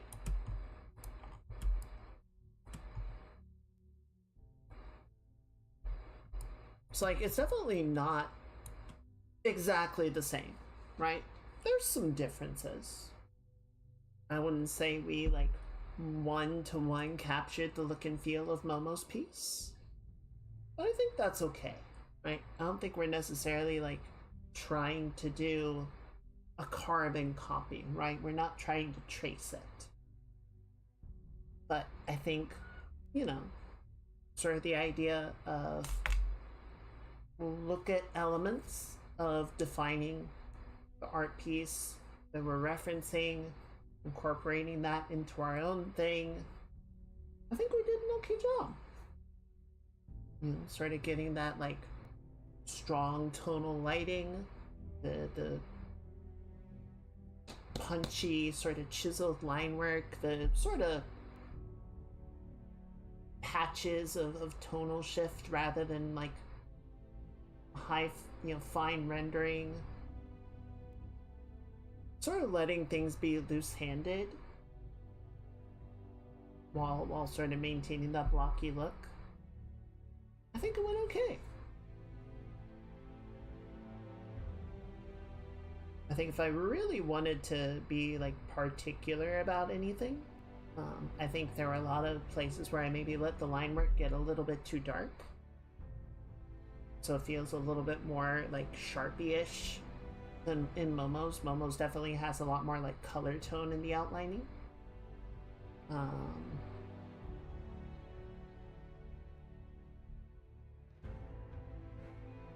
Yeah, and I didn't quite let the eyes, the shape of the eye and everything get as free-handed, I guess, as Momo did. But oh, Momo's is, you think? Yeah, I see what you mean. Like, there are definitely a few areas where the outlining gets really thick. And like on the back of the scarf, the outlining just kind of completely takes over. I didn't really do that anywhere.